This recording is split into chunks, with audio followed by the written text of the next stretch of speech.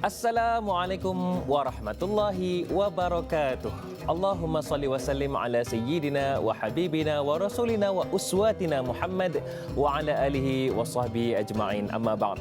Apa khabar semua? Didoakan anda semua para penonton setia Tanyalah Ustaz, biar tahu jangan keliru, berada dalam keadaan sihat sejahtera insya-Allah. Allahumma amin. Paling penting, hari ini hari Jumaat Sayyidul Ayyam, 25 September 2020 bersamaan dengan 7 Safar 1442 Hijrah. Alhamdulillah, hari ini kita masih bertemu. Kita akan sama-sama berdiskusi. Seperti biasalah, Tanyalah Ustaz akan memberi pencerahan.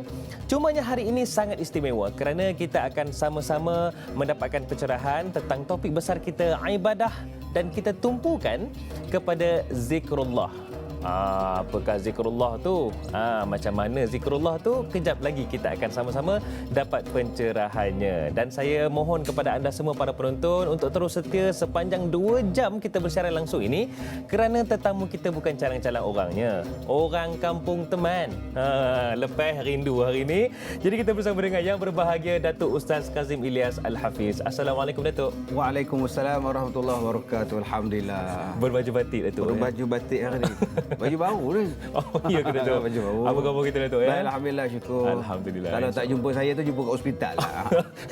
Allahu akbar Datuk. Alhamdulillah sihat. Ya, alhamdulillah Datuk ya. Sihat. InsyaAllah. Yang paling pentingnya para penonton rindu nak bersama dengan Datuk ni. Hari tu dengan tengkoloknya ya. Ada ke orang rindu ni? Ada Datuk. Kejap lagi ada lah tu yang rindunya tu. Saya gegar hari ni kena pakai tengkolok ni.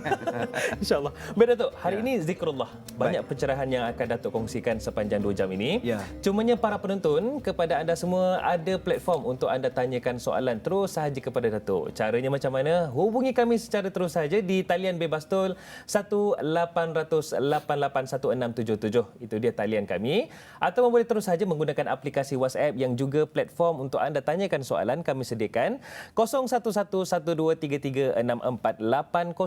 Itu dia nombornya. Atau boleh terus sahaja ke Facebook rasmi kami, Tanyalah Ustaz TV3. Dah selesai saya maklumkan kepada anda macam mana caranya. InsyaAllah dengan lafaz Bismillahirrahmanirrahim. Baiklah Datuk, kalau silat tu ada bunganya. Kalau perbincangan kita muqaddimahnya. Cumanya Allah Subhanahu Wa Taala berfirman dalam surah Ar-Ra'd ayat 28, A'udzubillahi minasyaitonirrajim, ala bidzikrillahi tatma'innul qulub. Ketahuilah dengan zikrullah itu tenang dan tenteramlah hati manusia. Ya. Sebagai mukadimah, silakan. Ya, Assalamualaikum warahmatullahi wabarakatuh. Bismillahirrahmanirrahim. Alhamdulillahirabbil alamin wassalatu wassalam ala Rasulillah wa ala alihi wa ashabihi ajma'in. Terima kasih dai hadari. Sedap ya hadari. Alhamdulillah Datuk. Sentiasa hadir saja. Macam Kazim jugalah sedap.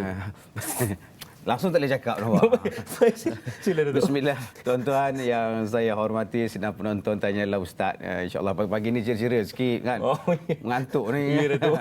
Jadi bila sebut tentang zikir, selalu orang sebut tentang zikir ni subhanallah, alhamdulillah. Zikir ataupun zikrullah ni mempunyai maksud dan erti kata yang sangat luas. Ya. Ya. Bila sebut perkataan zikir itu sendiri menyebutkan satu perkataan mengingati, menyebut, ya, berzikir dan sebagainya.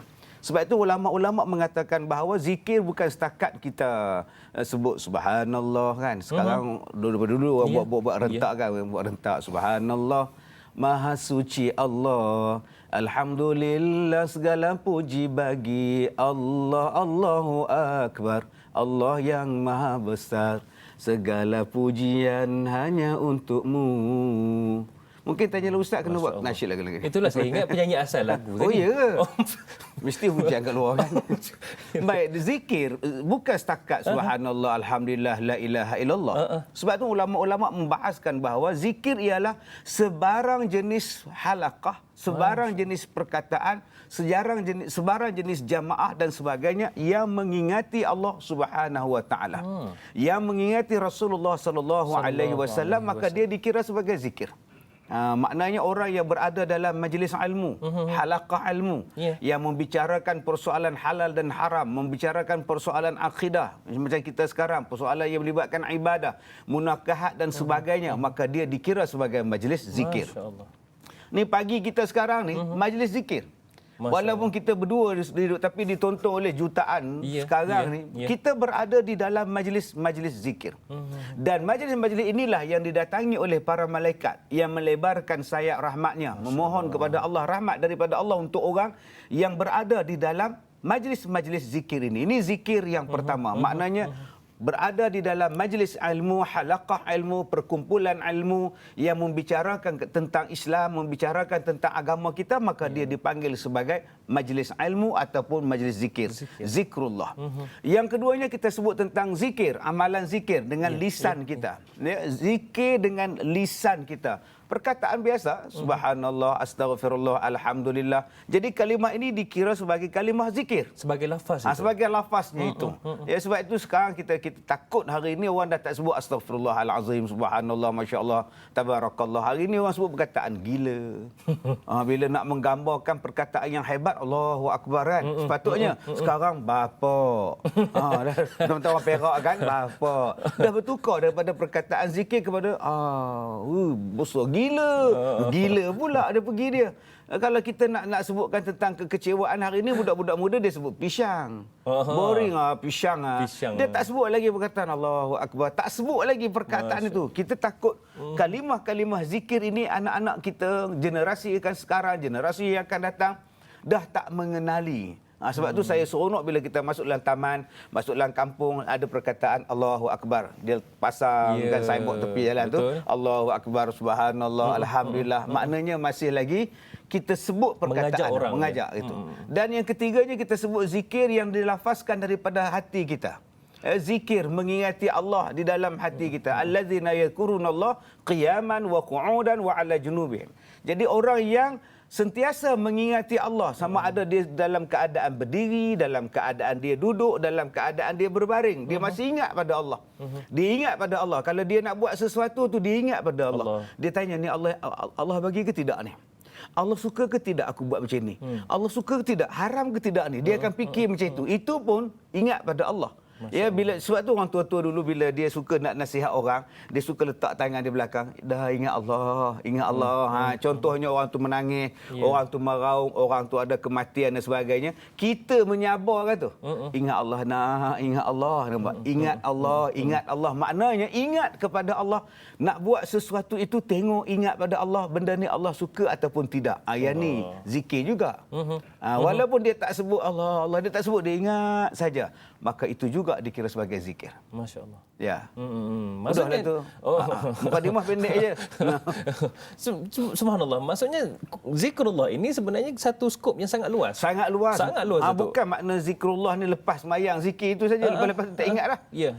Sebab ada orang faham zikir ni hanya lepas sembahyang, zikir subhanallah, alhamdulillah, Allahu akbar, atau astaghfirullah, itu saja. Tak. Cuma Datuk, bila disebut tentang zikir-zikir, perbuatan, fi'il, lafaz dan juga hati ni, macam mana kalau kita dapat kaitkan dengan firman Allah tadi, menenangkan hati itu? Ya, saya lah bila sebut tentang hati, hati banyak benda lah kita sebut, fuad pun hati, qalbu pun hati kan, jantung pun jantung hati juga kan.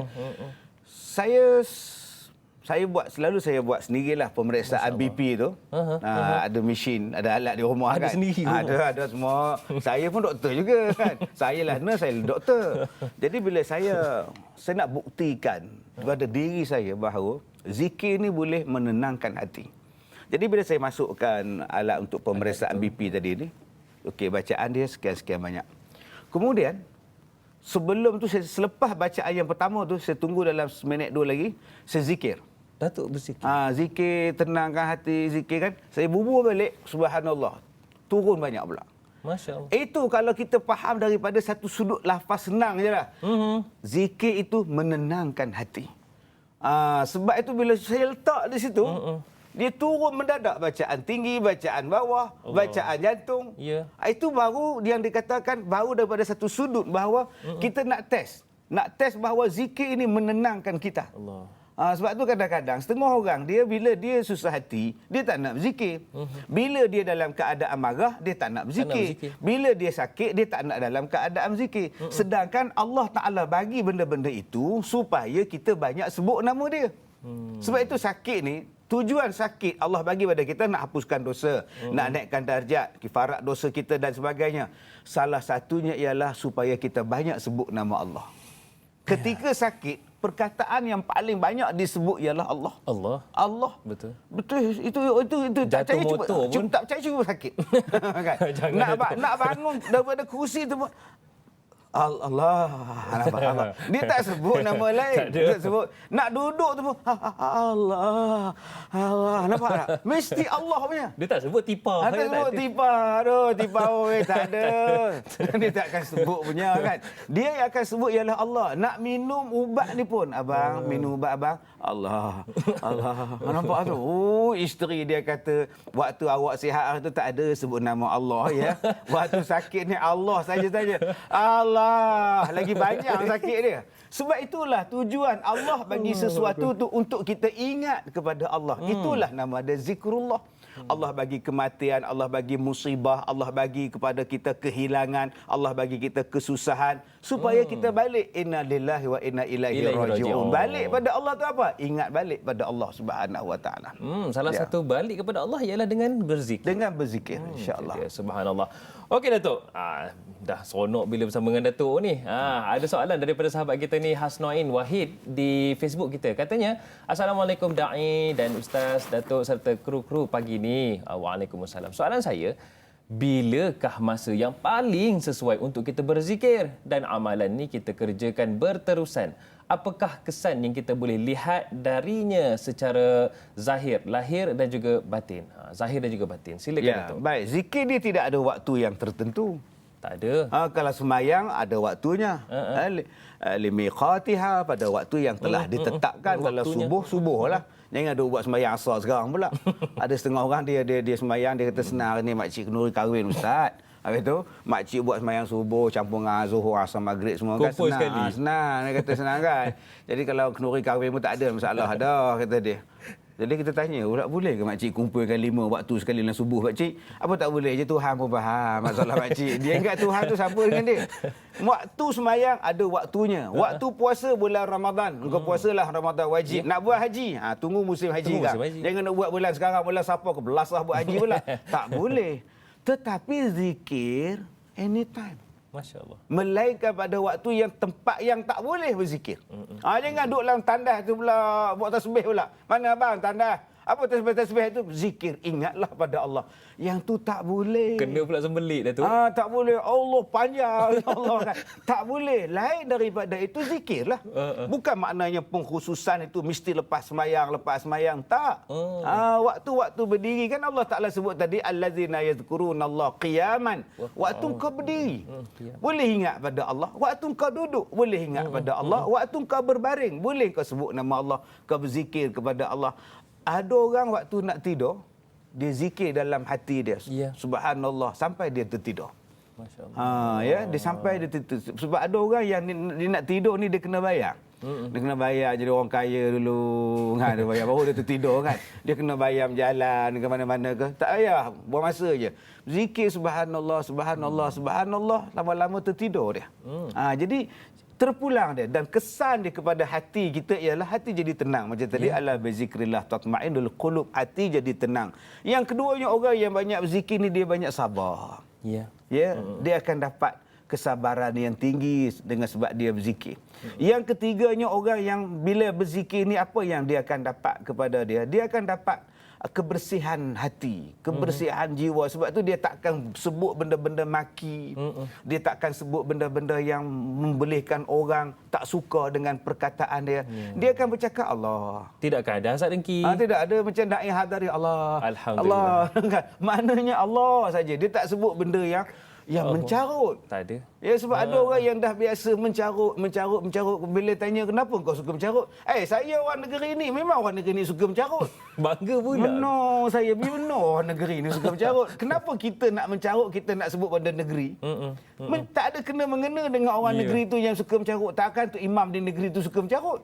Maknanya mencarut atas engkau. Kebiasaan engkau. Kalau kebiasaan kita ialah zikir, kebiasaan kita ialah mengingat Allah, menyebut nama Allah, perkataan itulah yang akan keluar. Allahu Rabbi. Dia akan sebut begitu. Dia tak akan sebut benda lain. Sebab perkataan itu akan disebut. Ini yang dikatakan kebersihan hati akan melahirkan kebersihan lidah, kebersihan kata-kata. Kata-kata ini terbit daripada hati. Kalau hati kita kotor, perkataan kotorlah yang terbit. Tapi kalau perkataan kita, dalam hati kita selalu ingat pada Allah, maka tidak ada perkataan lain yang timbul daripada lidah kita melainkan perkataan yang menjurus kepada zikrullah. Sebut Allah saja. Ya. Ini dia. Jangan duk sebut negeri, masalah nak maki orang. Tak ada kena-mengena dengan negeri sendiri. Satu negeri salah. Oh, kesian tu imam tu. Aduh, sedih. Ya, itu dia. Saya tertarik dengan apa yang Datuk kongsikan ni kerana jika saya sempat membuat pembacaan sikit Datuk ya. Bagaimana seorang pakar psikologi menyatakan kalimah yang akan keluar daripada hati secara telus adalah antaranya ketika kita memandu. Jadi tuan-tuan puan-puan, ketika kita memandu macam-macam keluar kan, Allahu akbar, mari kita periksa diri balik Datuk ya. Nasib baik saya tak memandu. Ada orang mandu ya. Ada saya tidur je. Okey baik Datuk. Marzita binti Sambiri katanya, Assalamualaikum Da'i Ustaz dan kru TV3 dan TV9, tanyalah Ustaz biar tahu jangan keliru. Waalaikumsalam. Soalannya, apakah zikir-zikir yang boleh memberi impak, kesanlah untuk hati kita bersih dari sifat dengki dan khianat? Ini masalah juga sampai bersihir tu kadang tu. Adakah dengan berselawat atau zikir munajat itu terlebih baik? Ya, banyak sebenarnya jenis zikir. Allah. Dan seperti mana yang saya katakan tadi, zikir itu terlalu luas, bukan waktu yang tertentu. Ya. Maka kalimah zikir itu juga terlalu luas. Ya, bukan kita boleh sebut perkataan zikir ini saja. Ya, setengah orang dia jadikan zikir itu ayat Quran sebagai zikir dia. Ada orang yang menjadikan sembahyang itu sebagai zikir dia. Ya, sebab itu kita lihat ada perkataan sembahyanglah kamu untuk mengingatiku. Makna li zikri. Sembahyang itu aqimis solata li zikri. Kamu sembahyanglah kamu untuk mengingati aku. Sebab itu ada orang yang tak tinggal sembahyang sunat. Sembahyang sunat itu untuk dia satu bentuk satu zikir ingat kepada Allah. Ya, sampai sebab itu kita lihat waktu sembahyang sunat misalnya waktu tengah sibuk. Misalnya waktu duha. Waktu duha ni paling sibuk. Yang bekerja sibuk nak buka komputer. Yang datang ke ofis sibuk nak ambil nombor di kaunter. Kan sibuk. Yang pencen sibuk nak baris di market beli ikan. Sibuk tu. Ya, yang orang muda sibuk nak berjoging. Ya, berjoging di taman. Sibuk belaka. Tiba-tiba waktu yang penuh dengan kesibukan boleh buat sembahyang duha. Dekat dengan Allah. Dekat dengan Allah. Maknanya pada masa itu sembahyang dia itu satu cara untuk diingat pada Tuhan. Jadi boleh pula dalam keadaan sibuk berniaga tu saya sembahyang duha sekejap. Allahu akbar. Hai subhanallah. Dalam bisnes tengah rancak ni buat roti canai, boleh tinggal roti canai dia. Hai roti canai satu, kejap dia sembahyang duha. Tukar ambil order tu. Lalah kita yang order pula tempel sendiri roti canai dia. Dia boleh tinggal bisnes dia untuk solat duha. Bayangkan subhanallah. Ini yang saya katakan tadi, kadang-kadang sembahyang itu digunakan untuk diingat kepada Allah. Sebab di dalam sembahyang itu berapa banyak kalimah zikir. Berapa banyak kalimah tasbih. Berapa banyak kalimah yang memuji, tahmid dan sebagainya kepada Allah Subhanahu Wa Taala. Maknanya secara tak langsung dalam sembahyang itu dia zikir, dia ingat pada Allah. Itu yang saya katakan tadi, dia kalau waktunya cukup luas, maknanya perkataan zikir itu juga cukup luas.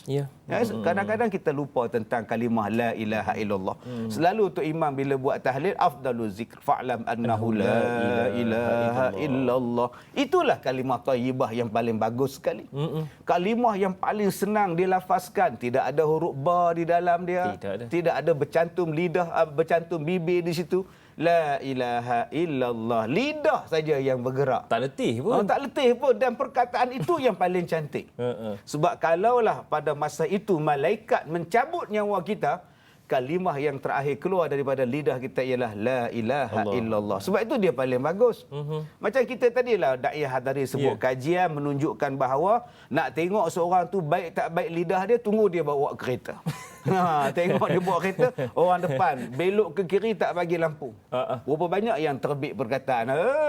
Banyak. Tak boleh sebutlah kena. Sekarang ni kita TV ada ni. Ada biar rendah-rendah neping. Habis disebut belaka. Jangan sebut Allahu Akbar subhanallah. Jarang. Ya Datuk. Jarang kan? Tapi kalau dia sebut Allah nak marah pun, Allah, dia marah nak menguji. Sebut juga. Jadi kita tengok setengah orang, bila kita sebut la ilaha illallah, Kan cantik. Orang nak masuk ke kiri, dia tak bagi signal. Tiba-tiba masuk saja, anak dia terkejut, pak dia break, meninggal bapak dia. Allahu Akbar. Bayangkan kalau perkataan terakhir sebelum kita sebut ialah benda maki. Tu imam tanya pada budak, ayah kamu sakit macam mana? Kereta sebelah depan tu masuk tak ada signal. Ayah terkejut, ayah sebut, last perkataan dia BO tu. Kan tak cantik tu. Tapi kalau kita selalu sebut la ilaha illallah, sakit jantung. Bukankah perkataan terakhir masa itu ayah kamu macam mana? Ayah sebut la ilaha illallah, ayah meninggal. Kata budak. Maknanya perkataan yang paling bagus ialah zikir la ilaha illallah. Jadi banyakkanlah perkataan itu, mudah-mudahan itulah kalimah terakhir yang keluar daripada lidah kita. Subhanallah. Baiklah, banyak lagi pencerahan yang kita akan dapat daripada Datuk selepas ini. Jangan lupa untuk terus berzikir. Nantikan selepas ini Tanya Ustaz, biar tahu jangan keliru.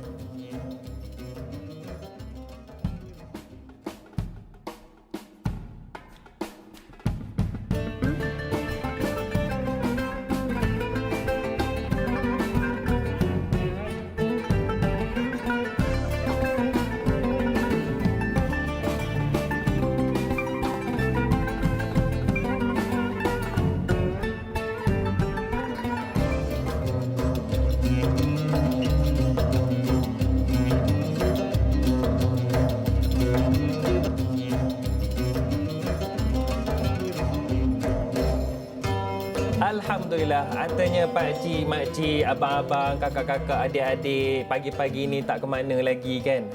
Tanyalah Ustaz biar tahu jangan keliru. Menanti anda dan masih lagi terus bersama dengan anda. Dan hari ini kita dapatkan pencerahan tentang ibadah.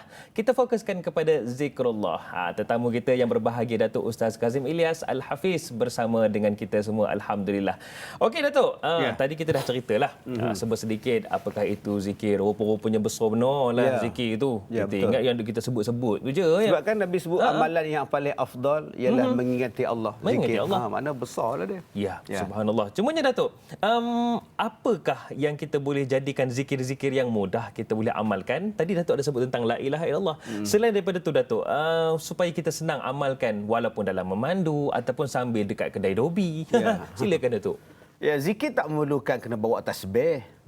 Sebab ada orang faham nak zikir ni kena ada tasbih. Ya, jadi tak payah tasbih pun tak apa. Kan terpulanglah nak tasbih pun boleh, tak payah pun bukan satu kewajipan kena bawa tasbih. Hari ni bila ustaz cakap tak payah guna tasbih pun tak apa, lalas dia bawa juga tasbih. Dia sangkut dekat cermin kereta depan tu, cermin pandang belakang. Maknanya cermin tu pula berzikir pula kan. Sebab kalau kita nak bayang bawa tasbih pergi ke dobi, subhanallah, orang tengok pula lain macam ni kan. Tak perlu begitu kan. Tapi kalau nak menggunakan biji tasbih tu, silakan. Tak salah. Tapi bukan satu kewajipan. Saya dia susah pula. Ada yang bawa kaunter pula. Ini macam masuk stadium bola ni, kaunter boleh juga dia sebab apa yang nak pada tasbih?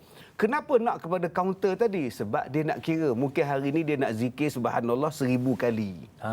Mungkin dia nak sebut Allah 1000 kali. Mungkin dia nak sebut hari ni alhamdulillah 1000 kali. Sebab tu dia mengira. Jadi setengah orang dia tak sebut 1000 ke 2000 lantak lah, sebut saja kan. Yang kedua, zikir itu kita konsentrate lah. Sebab setengah orang dia berzikir, dia nak ambil mudah sangat, dia tak konsentrate. Mata liur je. Tasbih di jari tangan, mata liur. Subhanallah, subhanallah, subhanallah, subhanallah, subhanallah. Nampak tengok. Ya, banyak di masjid macam nilah. Subhanallah, subhanallah, subhanallah, subhanallah, subhanallah. Boleh menyimbang dengan orang sebelah. Orang sebelah apa? Itu kalau boleh zikir tu, kalau kita tengok dia dalam adab berzikir kan. Duduk, tunduk, mana menghayati zikir tu. Daripada sebut daripada lidah, alhamdulillah, dalam hati ingat syukur pada Allah Taala. Itu yang dikatakan kontak di antara lidah dengan hati. Ya, setengah orang dia hanya lidah, hati tak tahu bagaimana. Hati tak tahu, dia pergi tahlil, kunuri tahlil zikir juga la ilaha illallah. Laju dia la ilaha illallah, la ilaha illallah. Tak terkejut makmum. Habis-habis tanya kenapa laju penuh imam? Nasi biryani tengah panas tu. Kalau lambat ke sejuk, kata dia. Maknanya tak ada kontak. Kontak dia ialah nak makan. Kontak dengan nasi? Kontak dengan nasi. Ada setengah pula lambat pula. La ilaha illallah. Kenapa tu imam? bihun kata dia. Maknanya dia bukan mengingati Allah, dia ingat pada juadah yang ada di depan tu. Bila masa zikrullah macam itu. Zikrullah dengan tenang, dengan tawaduk, dengan penghayatan. Jadi yang ketiganya, apa yang paling mudah sekali nak dibuat? Apa yang paling mudah untuk kita lafazkan? Apa yang paling mudah? Setengah orang sebut Allah, Allah, Allah. Ada orang kata pula sebut Allah ni tak boleh pula. Ada katanya tak boleh. Apa tak boleh pula? Daripada sebut nama Ustaz Kazim, sebut Allah. Daripada sebut nama tu, kalau tak boleh sebut nama Allah. Allazina yadhkuruna Allah. Orang yang sebut nama Allah. Jadi nak sebut Allah sahaja pun memadai dah. Ya. Bukannya kata bid'ah ke haram ke apa bendanya. Ada orang kata Datuk, katanya bukan tempat teman lah, tempat lain lah. Katanya sampai angguk-angguk tu mana ada katanya. Tu pulanglah dia nak angguk, dia nak menghayati. Itu yang saya katakan tadi, menghayati. Takkan nak tegak aja Allah, Allah. Selalunya bila kita ni buat sesuatu dengan penuh penghayatan, dia akan keluar macam-macam. Macam kita sekarang ni sedang bercakap. Nampak tak tangan saya ni? Bila tangan ni sedang bercakap dengan penuh penghayatan, automatik. Ada setengah orang dia diam. Bila kita melihat kepada penghayatan, kita di rumah tak seronok. Apa dia diam je ustaz ni. Dia bila kita nak bercakap tu, dia ada interaksinya, dia ada intonasinya, dia ada penghayatan dia. Sebab tu kalau nak zikir la ilaha illallah, la ilaha, terpulanglah. Ada setengah orang tegak je la ilaha. Orang sebelah pula ada. Dia pula bising. Apa kepala dia ni? Selagi mana dia tak buat benda yang merapu. Silakan zikir ni. Baik. Sebab dulu orang tua-tua dia sebut la ilaha illallah. La ilaha illallah. Dia kira begitu. Ada setengah orang berzikir dengan jari. Jari dia bergerak. Di sini, ruas jari ni dia gunakan untuk bergerak. Subhanallah, subhanallah, subhanallah, subhanallah. Kan? Kita tengok apa yang duk kira jari ni. Ini ada kiraan dia. 1, 2, 3. 1, 2, 3. 1, 2, 3. 3 kali. Kalau ada 10 kali ulang, dah 33 kali. Sebab dia tasbih tertinggal di rumah. Subhanallah. Apa masalahnya? Jadi janganlah kita hari ni tengok satu orang berzikir ni kita dah rasa pelik. Kita kutuk apa tak boleh. Sedangkan itu bukannya menyalahi daripada hukum. Selagi mana tidak ada melarangnya daripada Nabi, hukumnya harus. Harus. Kau nak lenggok kepala ke apa tu pulang je lah. Janganlah mudah-mudah kita nak menghukum orang. Jangan kita mudah hukum. Kita bukan penghukum. Artinya mangkor benar dema ni. Tapi tak apa. Razali Zali pula katanya di Facebook ni, Assalamualaikum Ustaz dan Da'i serta semua kru yang terlibat. Waalaikumsalam. Bolehkah kita berzikir di tempat orang melakukan maksiat kepada Allah? Seperti di pusat-pusat hiburan. Tiba-tiba subhanallah pula di situ ya. Mohon penjelasan daripada Ustaz. Terima kasih. Baik. Yang pertama sekali, saya pernah pergi satu kenduri. Bila habis makan tu, nyembang lah. Orang ni nyembang, orang sampai duk colek gigi. Orang kampung kita kan, kalau pergi kenduri ni, dah habis-habis makan tu, colek gigi. Yang mana rokok daun. Jadi ada satu orang tua tu bangun. Allahumma salli ala Muhammad. Saya terkejut tau.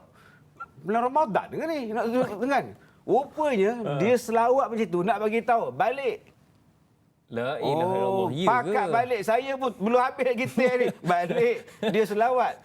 Saya pun lepas ni kalau siapa lambat balik, aku nak selawat je lah. Allahumma salli ala Muhammad. Astaghfirullahalazim. Nak sebut balik, kan terasa pula tetamu tu.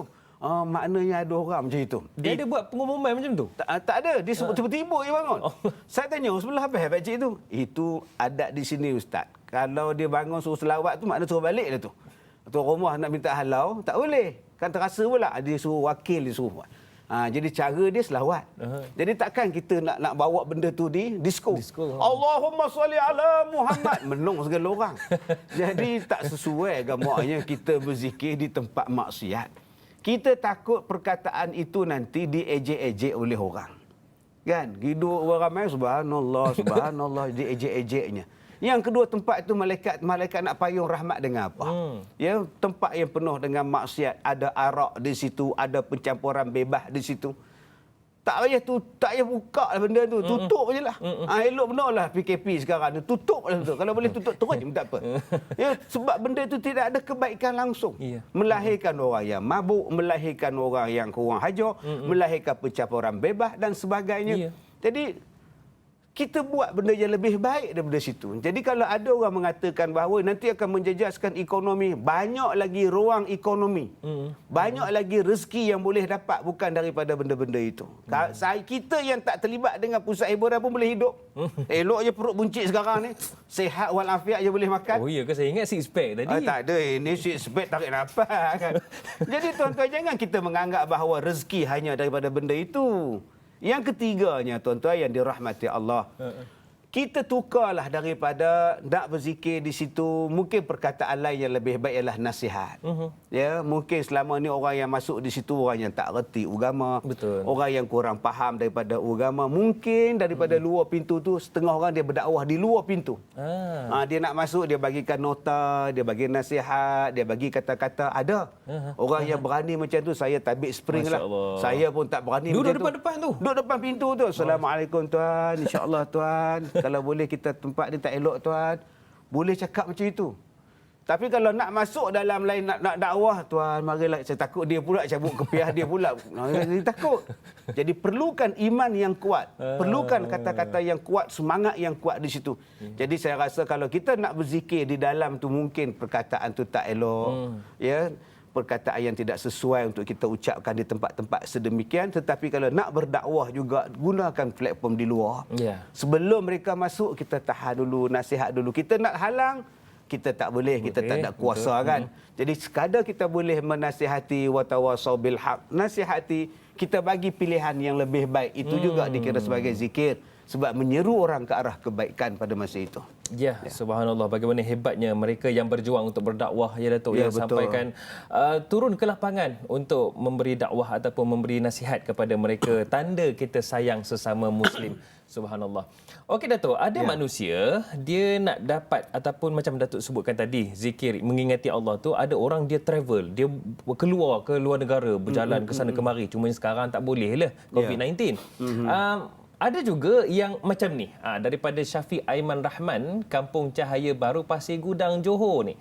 Katanya, Assalamualaikum Da'i dan Ustaz. Soalan saya, adakah jika kita melihat sesuatu yang merupakan ciptaan Allah, ni suka melihat pula, seperti matahari, bulan, bintang, langit, sungai, pokok dan sebagainya, merupakan salah satu cara untuk mengingati Allah selain daripada menyebut zikir-zikir tertentu? Ya, ini di antara tanda-tanda ulul albab. Masya Allah. Orang yang bijak, orang yang cerdik, orang yang berfikir. Benda ini Allah Taala sebut di dalam surah Ali Imran kan. Allazina yazkurunallaha qiyaman wa qu'udan wa 'ala sampailah wa yatafakkaruna fi khalqis samawati wal ard.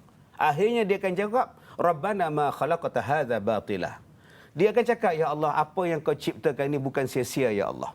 Jadi orang yang dikira sebagai ulul albab ialah orang yang ingat pada Allah, yang sebut kepada Allah waktu dia berdiri, waktu dia duduk dan waktu dia berbaring. Dan orang yang berfikir tentang kejadian yang Allah Ta'ala ciptakan. Dia kaji tentang bulan, dia kaji tentang matahari, bintang dan sebagainya. Orang ini akan jadi orang yang ulul albab. Bukan maknanya, tuan-tuan yang saya hormati, memikirkan tentang bulan ni, dia tengok bulan. Kalaulah aku boleh pergi ke bulan. Bukan sekadar itu. Sekarang ni nak kaji bulan tu. Kaji sungguh-sungguh macam orang kaji lah. Teropong dia pun subhanallah boleh punya panjang ni. Kita hari ni beli teropong, nengok janda mandi, nengok janda.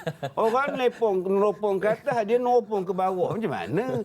Bila nak berfikirnya? Sebab tu orang boleh kaji tentang bulan ni subhanallah. Bila gerhana akan berlaku? Tepat bila gerhana akan berlaku. Bila gerhana matahari akan berlaku. Hebatnya dia kaji tentang matahari, dia kaji tentang bulan, dia kaji tentang bintang, pergerakan bintang dia boleh kaji. Sebab itu kita boleh tahu bila akan berlaku taufan. Bila akan berlakunya angin puting beliung. Boleh ramal sekarang ini. Ia boleh ramal. Sekarang taufan berada di Hong Kong. Dalam kelajuan 150 km sejam. Dijangka melanda, membadai pula Filipina. Oi, kita boleh tahu. Dengan sebab itu kapal terbang boleh ngelak. Bila dia naik kapal terbang, macam ni ke kapal terbang? Lebih kurang kan. Daripada situ dia boleh tengok dah. Radar dia boleh tengok dah. Dia boleh elak laluan supaya tak bertembung dengan taufan tadi. Sebab tu kita tengok hari ni sebelum kita terbang tu, dia boleh beritahu lah. Terima kasih kerana menggunakan penerbangan kami. Kita dijangka sampai dengan penerbangan untuk laporan tuan-tuan. Keadaan cuaca kita dilaporkan baik. Dia beritahu.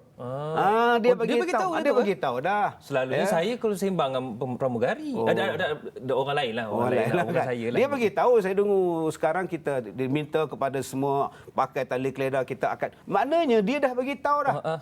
Bukan setakat kapal terbang, kapal di laut pun dia boleh bagi tahu, dia boleh ramal depan tu hujan ke ribut ataupun tidak. Betul. Inilah dipanggil sebagai orang bijak. Masya Dia Allah. boleh mengawal, dia boleh kontrol, dia boleh buat satu perancangan yang lain.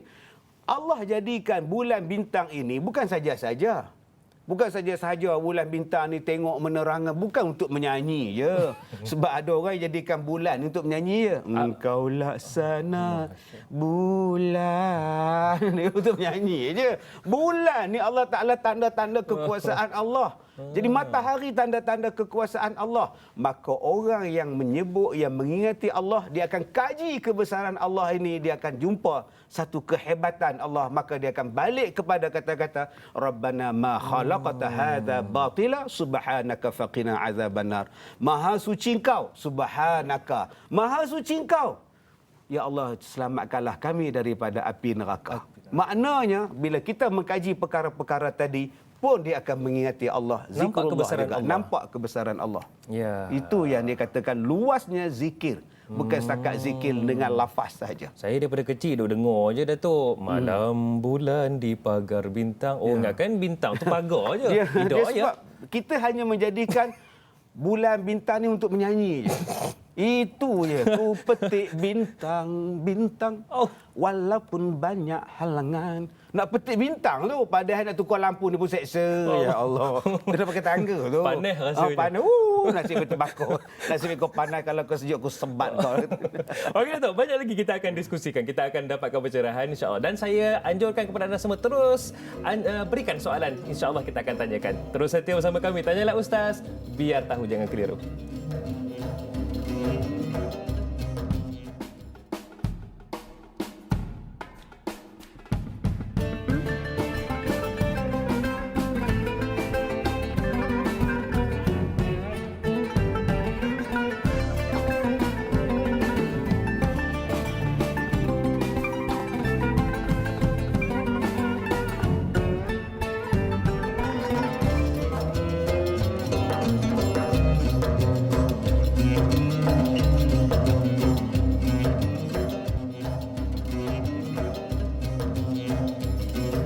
Para penonton sekalian, setiap hari kami bawakan topik yang berbeza-beza dan kita bawakan ahli ataupun ilmuwan yang juga berbeza-beza latar belakang. Namun, tujuan dan objektifnya tetap sama, memberi pencerahan dan insya-Allah bimbingan kepada kita semua. Dan tanyalah Ustaz, hari ini kita bawakan bimbingan berkaitan dengan ibadah zikrullah.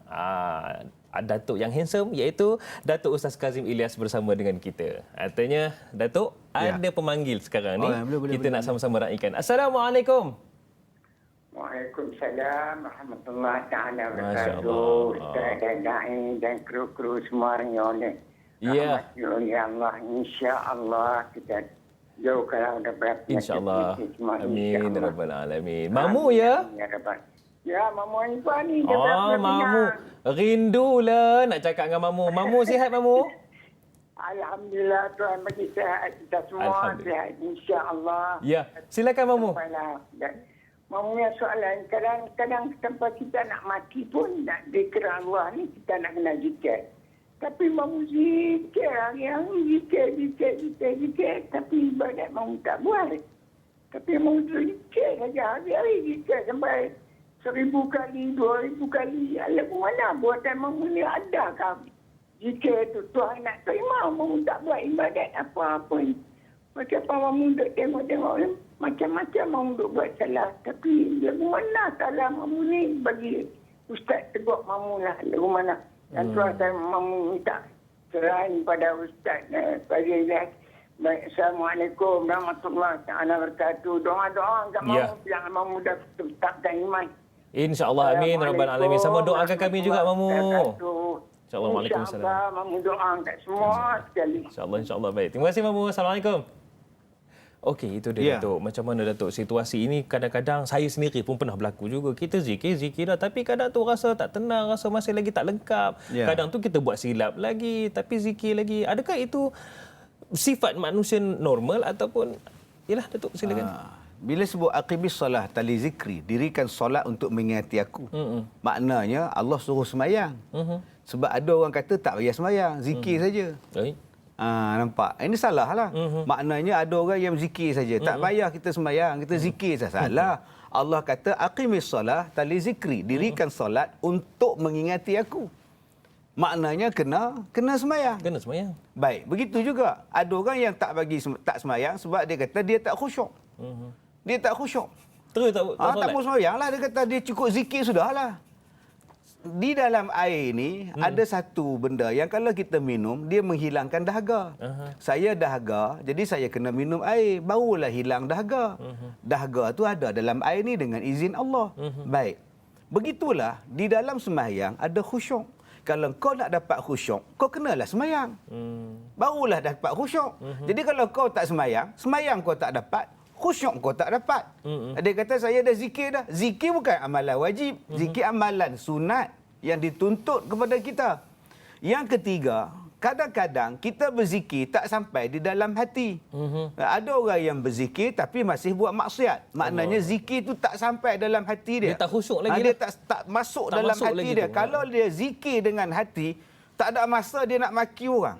Tak ada masa dia nak mencarut, tak ada masa dia nak mengumpat, tak ada masa dia nak buat. Sebab zikir dia membasahi lidah dia dengan zikrullah.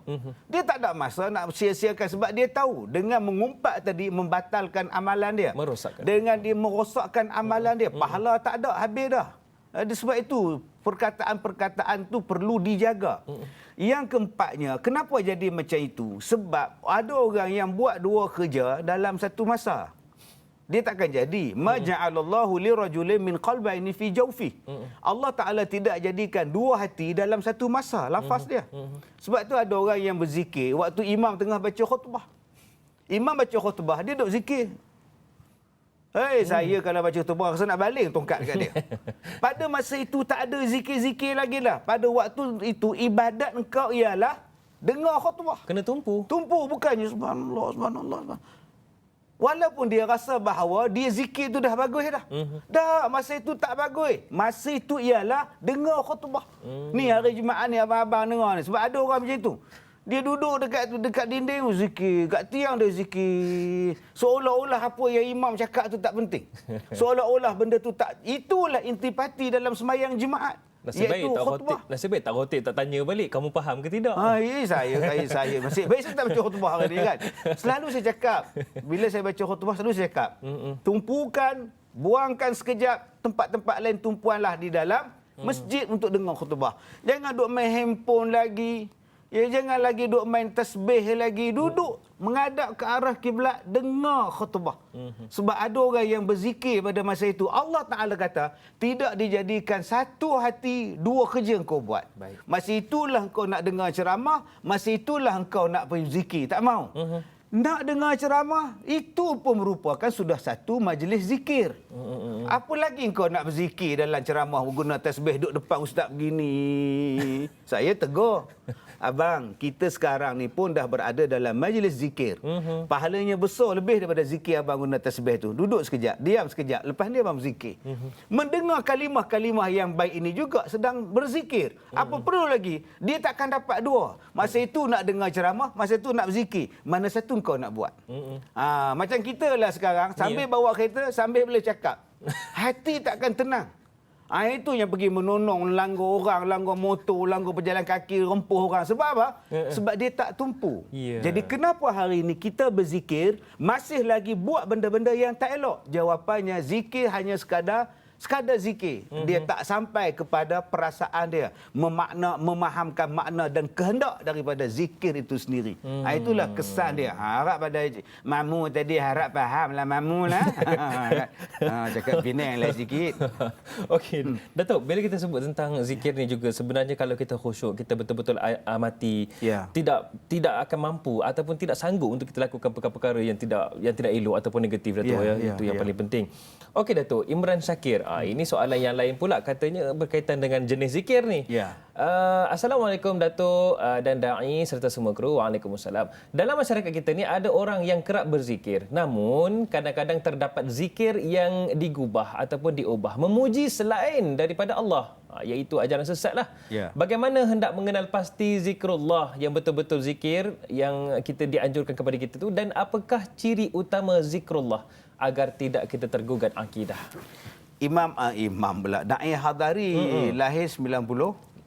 Allah kantoi lah pula 88. 88. Sudah bocor. Sebaya lah kita ya. Tahun 80-an ada satu drama cerita tentang zikir ni. Nama dia Guru Yahya. Oh, tak pernah tengok. Itu saya kata dia dalam tahun 84, 85 masa itu. Masa itu Da'i Hadari belum lahir lagi. Belum lagi. Jadi mereka berkumpul ramai-ramai, Guru Yahya, Guru Yahya, Guru Yahya, Guru Yahya. Itulah amalan zikir dia orang. Masa tu hero dia Andy Lala masa tu. Guru Yahya, Guru Yahya. Masa tu top cerita Guru Yahya ni. Siapa yang nama Yahya tu lagi takut. Kebetulan dia cikgu pula, Guru Yahya, Guru lagi susah hati. Maknanya kita boleh kenal zikir-zikir yang mampu ni. Zikir-zikir yang membawa kepada kesesatan yang bukan ni. Zikrullah, bukan zikru Guru Yahya. Dah kata dah bahawa zikrullah itu ialah zikir mengingati Allah. Jadi kalau yang dilebihkan untuk guru dia, yang dilebihkan kepada hak duk mengajar dia, mana kita tengok dah tak cantik dah. Daripada situ kita dah relax dah. Kamu ni zikir ingat pada siapa? Walaupun saya ustaz, zikir sebut nama Allah lah. Bukan sebut, okey sebut nama saya dulu ya. Ustaz Kazim, Ustaz Kazim, Ustaz Kazim. Tak mau dah macam tu dah. Ingat sebut kepada Allah Subhanahu Wa Taala. Maksudnya fitrah hati manusia sendiri akan dapat menilai. Sepatutnya dah. Sepatutnya hari ni orang macam-macam sangat. Ada yang sampai Nabi pun dia percaya. Macam Rasul mana? Melayu katanya. Rasul Melayu mana boleh? Itu Nabi Muhammad, Nabi terakhir. Mana ada orang lagi boleh mengaku. Itu pun orang percaya macam mana zaman sekarang ni. Sedihlah tuan-tuan. Kita sendiri boleh fikir. Zikir itu adalah zikir yang nombor 2 ialah zikir yang ada sanadnya, zikir yang ada matanya, zikir yang sudah tentu daripada Nabi Muhammad sallallahu alaihi wasallam. Yang tu confirm tak sesat dah. Ya, makna apa yang pernah diperbuat oleh Rasulullah, yang disebut oleh Rasulullah, silakan. Makna kita percaya pada nabi kita, bukan nabi-nabi palsu. Kalau ada setengah orang dia kata saya nabi, percaya pula pada nabi palsu. Ni kita tak nak. Ada yang percaya ini, ataupun amalan-amalan zikir itu ialah amalan zikir yang kita tak faham. Tak faham makna dia. Kau benda ni kau kena sebut 1000 kali. Kau pakai dekat lengan kau kena sebut 1000 kali. Tak apa sebut barang kerapa barang sekeper kita pun tak tahu. Maknanya kalau kita tak tahu apakah makna dia, kita cuba cari apa maknanya pun kita tak tahu. Tinggalkan zikir-zikir yang sebegini, dibimbangi. Boleh ada kerosakan di situ akidah. Ataupun setengah zikir tu cantik. Daripada baris pertama tu sampai baris ke bawah tu semua cantik. Tetapi ada satu perkataan di tengah-tengah dia tu, ada satu bentuk zikir yang menyimpang daripada ajaran agama, yang menyimpang daripada akidah. Ditambah pula. Ditambah. Nampak Allah tu kita sebut cantik dah. Rupa-rupanya ada ruhullah di situ. Kita nampak ada satu benda di situ. Atas cantik dah. Subhanallah walhamdulillah la ilaha illallah. Cantik dah. Tapi dia selitkan juga. Jadi kalau kita tak pasti sama ada zikir itu boleh ataupun tidak, kena tanyalah ustaz. Kena rujuklah. Biar tahu. Jangan keliru. Rujuklah fasalu ahla zikr in kuntum la ta'lamun. Jangan main ambil saja. Kadang-kadang benda-benda itu adalah benda yang tidak elok untuk diamalkan. Wallahu a'lam. Kena nilai sendiri Datuk ya. Dan paling penting janganlah kita duk sebut-sebut yang kita tak tahu ya. Hai mambang api, mambang tanah. Itu pun tak mahu. Itu pun tak mahu. Itu apa mentera ke zikir ke apa ke. Berdampinglah dengan aku wahai si mambang. Yang tu tak mahu tuan. Okey Datuk. Pemanggil talian ketika ini. Assalamualaikum. Waalaikumsalam. Baik, silakan. Siapa yang bercakap ya? Abdullah Osman daripada Seremban. Baik, Cik Abdullah. Silakan dengan soalan. Ada dua tiga perkara. Pertama sekali, apa pandangan Datuk? Kumpulan tarikat. Kerana tarikat ni ada guru dia membimbing kita. Dan lagi satu tentang orang dalam nazak dipasangkan kaset zikir. atas permintaan pesakit itu sendiri. Bolehkah? Dan lagi satu tentang air. Air macam air dia letak tengah-tengah tu kan untuk dapat berkat lah. Kalau tengah berzikir tu di masjid ke mana ke. Apa pandangan Ustaz? Terima kasih. Baik, terima kasih Encik Abdullah dari Seremban. Okey, itu dia orang Seremban kita. Mungkin Datuk boleh berikan pencerahan. 3 soalan iaitu berkaitan dengan tarikat ataupun tarikat lah. Yang keduanya tentang orang yang nazak dipasangkan zikir. Sepatutnya orang yang tolong bantu zikir ni dipasangkan kaset aja. Kemudian yang ketiga, air untuk dapatkan berkat. Silakan Datuk. Masalah tarikat yang diamalkan di satu-satu tempat oleh orang-orang tertentu. Kita sebelum kita nak jatuhkan hukum, kita kena siasat. Kita kena nilai dulu. Nilai dulu. Tapi kita tak layak untuk menjatuhkan hukum. Bukan kita. Bukan kita. Sebab itu, benda-benda ini kita kena refer kepada Jabatan Mufti negeri masing-masing. Mereka mempunyai pegawai penguatkuasaan mereka mempunyai pegawai istimbat mereka mempunyai pegawai-pegawai yang cukup terlatih untuk mengkaji. Jadi Jabatan Agama Islam tu bahagian akidah dan sebagainya, mereka ada orang dia. Macam saya, kalau saya benci pada satu tarekat, saya tak suka pada guru dia, saya akan senang-senang cakap, tak betul tu. Sebab saya benci pada guru dia. Ikut emosi. Kita tidak boleh menghukumkan sesuatu itu mengikut emosi. Macam setengah orang kita dengar ceramah Ustaz Kazim sekarang dekat TV3 sekarang kan. Dia benci pada Ustaz Kazim. Tutup je, tak betul ni. Hanya kerana emosi. Masalah kita sekarang, kita suka membuat sesuatu keputusan berdasarkan kepada emosi, persepsi. Segala sisi belakalah. Sedangkan biarlah kepada pihak yang telah diberikan hak untuk mengeluarkan fatwa, mengeluarkan tarekat ini boleh ataupun tidak. Jadi kalau kita nak menyertai sesuatu tarekat, refer kepada pejabat agama. Misalnya Jabatan Mufti. Kalau saya mengajarkan tarekat pun, saya akan kata tarekat saya betul. Ustaz Kazim nak tanya sikit, tarekat yang Ustaz Kazim guna zikir-zikir semua ni betul? Saya betul lah. Saya akan mendakwa saya betul. Kalau saya orang yang jujur, saya akan bercakap, awak sila pergi ke Jabatan Agama, sila tanya pada dia orang, betul ataupun tidak saya. Itulah dia. Ini tidak, Jabatan Agama tak betul, dia orang pun tak betul. Itu maknanya dah tahu dah tak betul tu.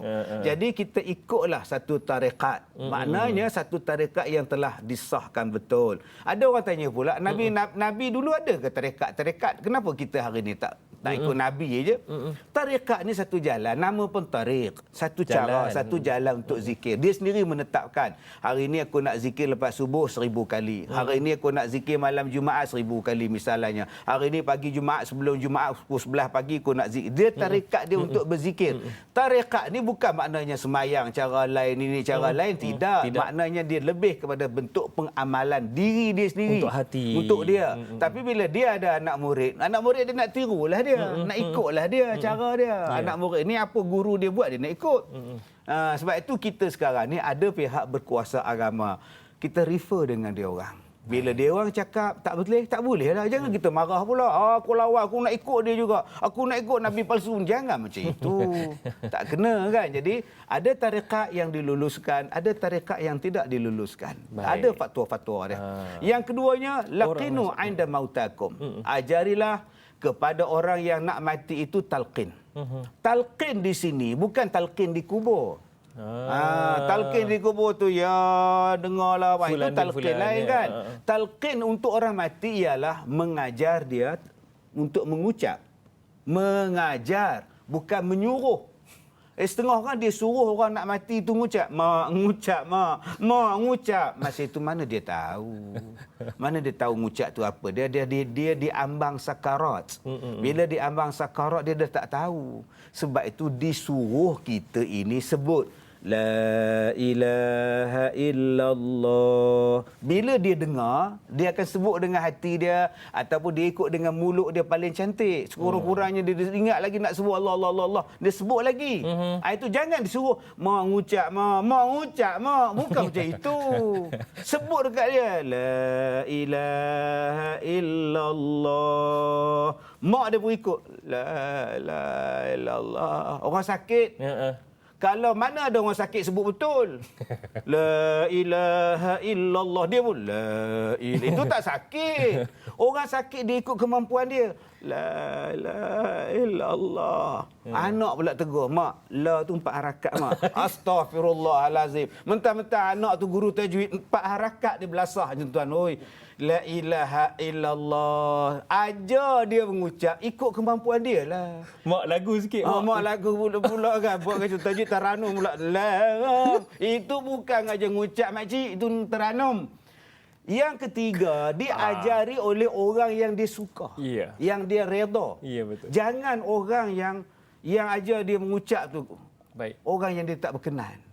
Dia susah nak ikut. Allah. Jadi orang yang paling dia suka tu siapa dia? Kadang-kadang musuh dia yang paling dia benci pula. Kawan tu bukan nak ngajar pada muka kau. Sebab itu orang tu kadang-kadang geleng kepala. Dia geleng kepala. Tak nak bagilah orang lain. Maknanya sebab itulah tuan-tuan yang saya hormati. Waktu kita nak tengok orang yang berada di sakarat itu, panggillah orang yang paling dia sayang, paling dia suka untuk ajar dia mengucap. Tapi kalau tak ada siapa ustaz, siapa-siapa pun boleh. Jangan pula semua pakat diam tengok. Kenapa tak ajar mengucap? Tak ada siapa yang dia suka. Susah lah macam itu. Susah juga. Tak ada. Okey, persoalan dia, boleh ke kami pasangkan dia ayat Quran? Dulu kan orang baca Yasin. Dia sakit atas katil. Ya. Yang wala duduk atas kursi baca Yasin. Baik Datuk, bila sebut tentang baca Yasin ni macam mana situasinya? Kejap lagi Okey, Datuk. selepas ini. Kalau nak tahu apa yang berlaku, tanyalah Ustaz, biar tahu jangan keliru. Kembali selepas ini.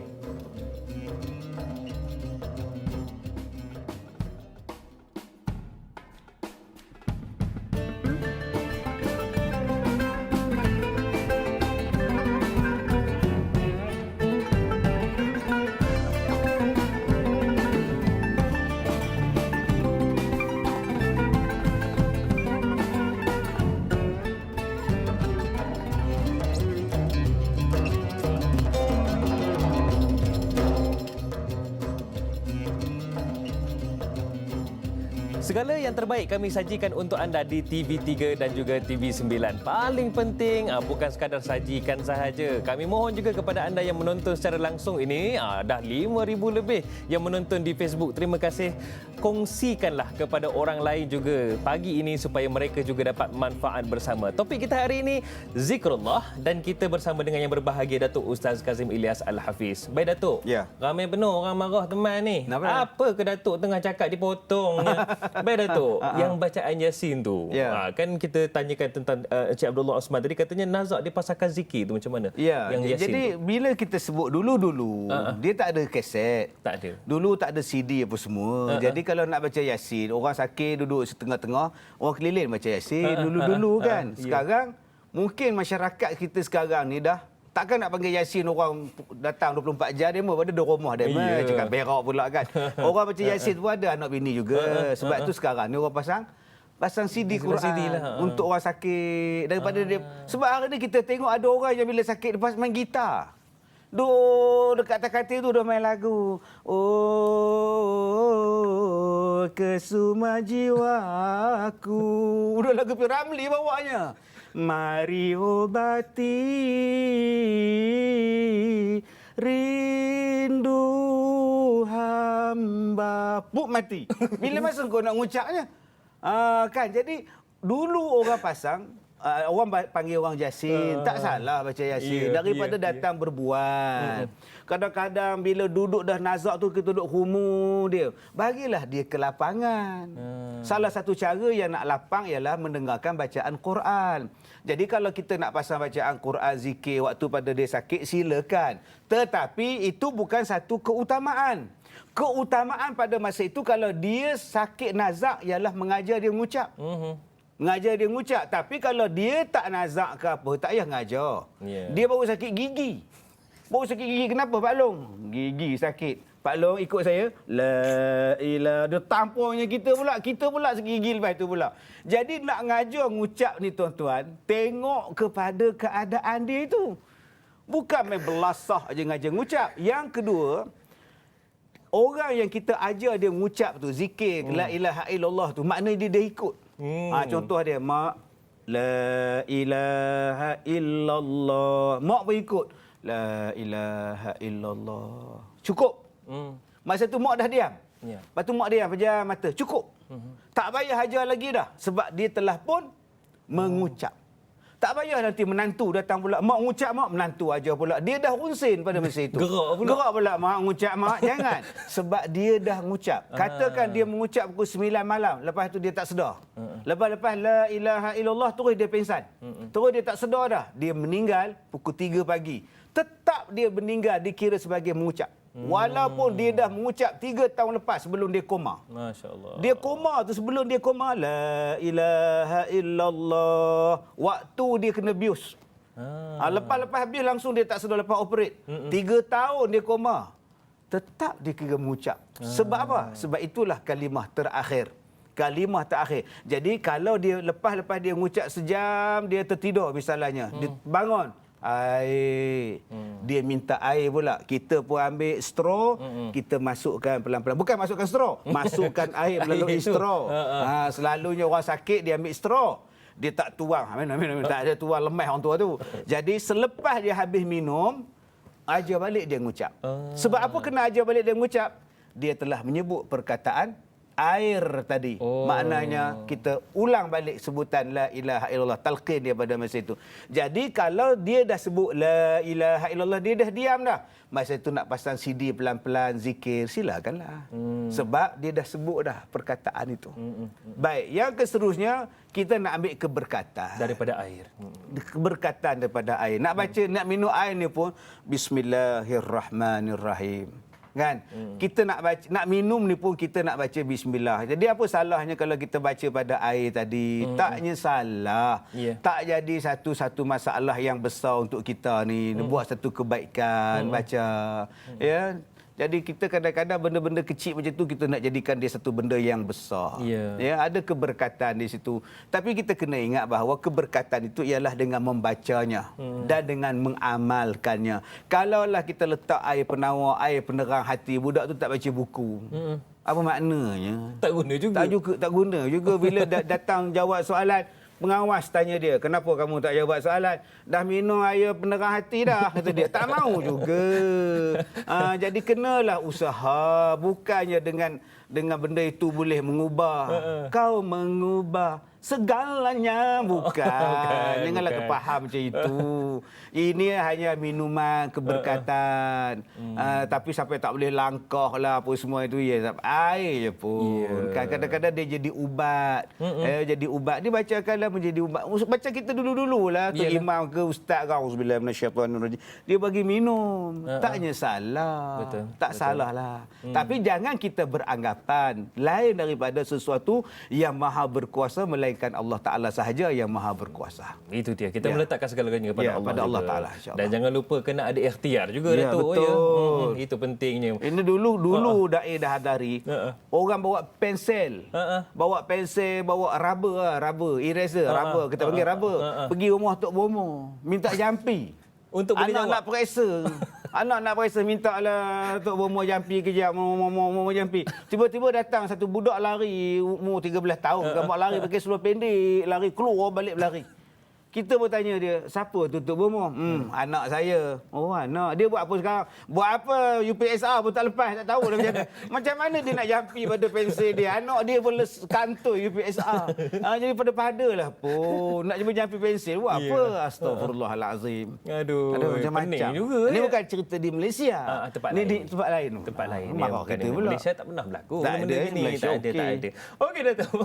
Itu dia seronok bila bersama dengan Datuk ni. Kadang terkeluar juga lah orang tu. Ya. Okey, Datuk Syah Ikmal. Ini sahabat kita lah di Facebook ni katanya, Assalamualaikum Ustaz dan Da'i. Semoga dalam keadaan sihat sentiasa. Amin ya rabbal alamin.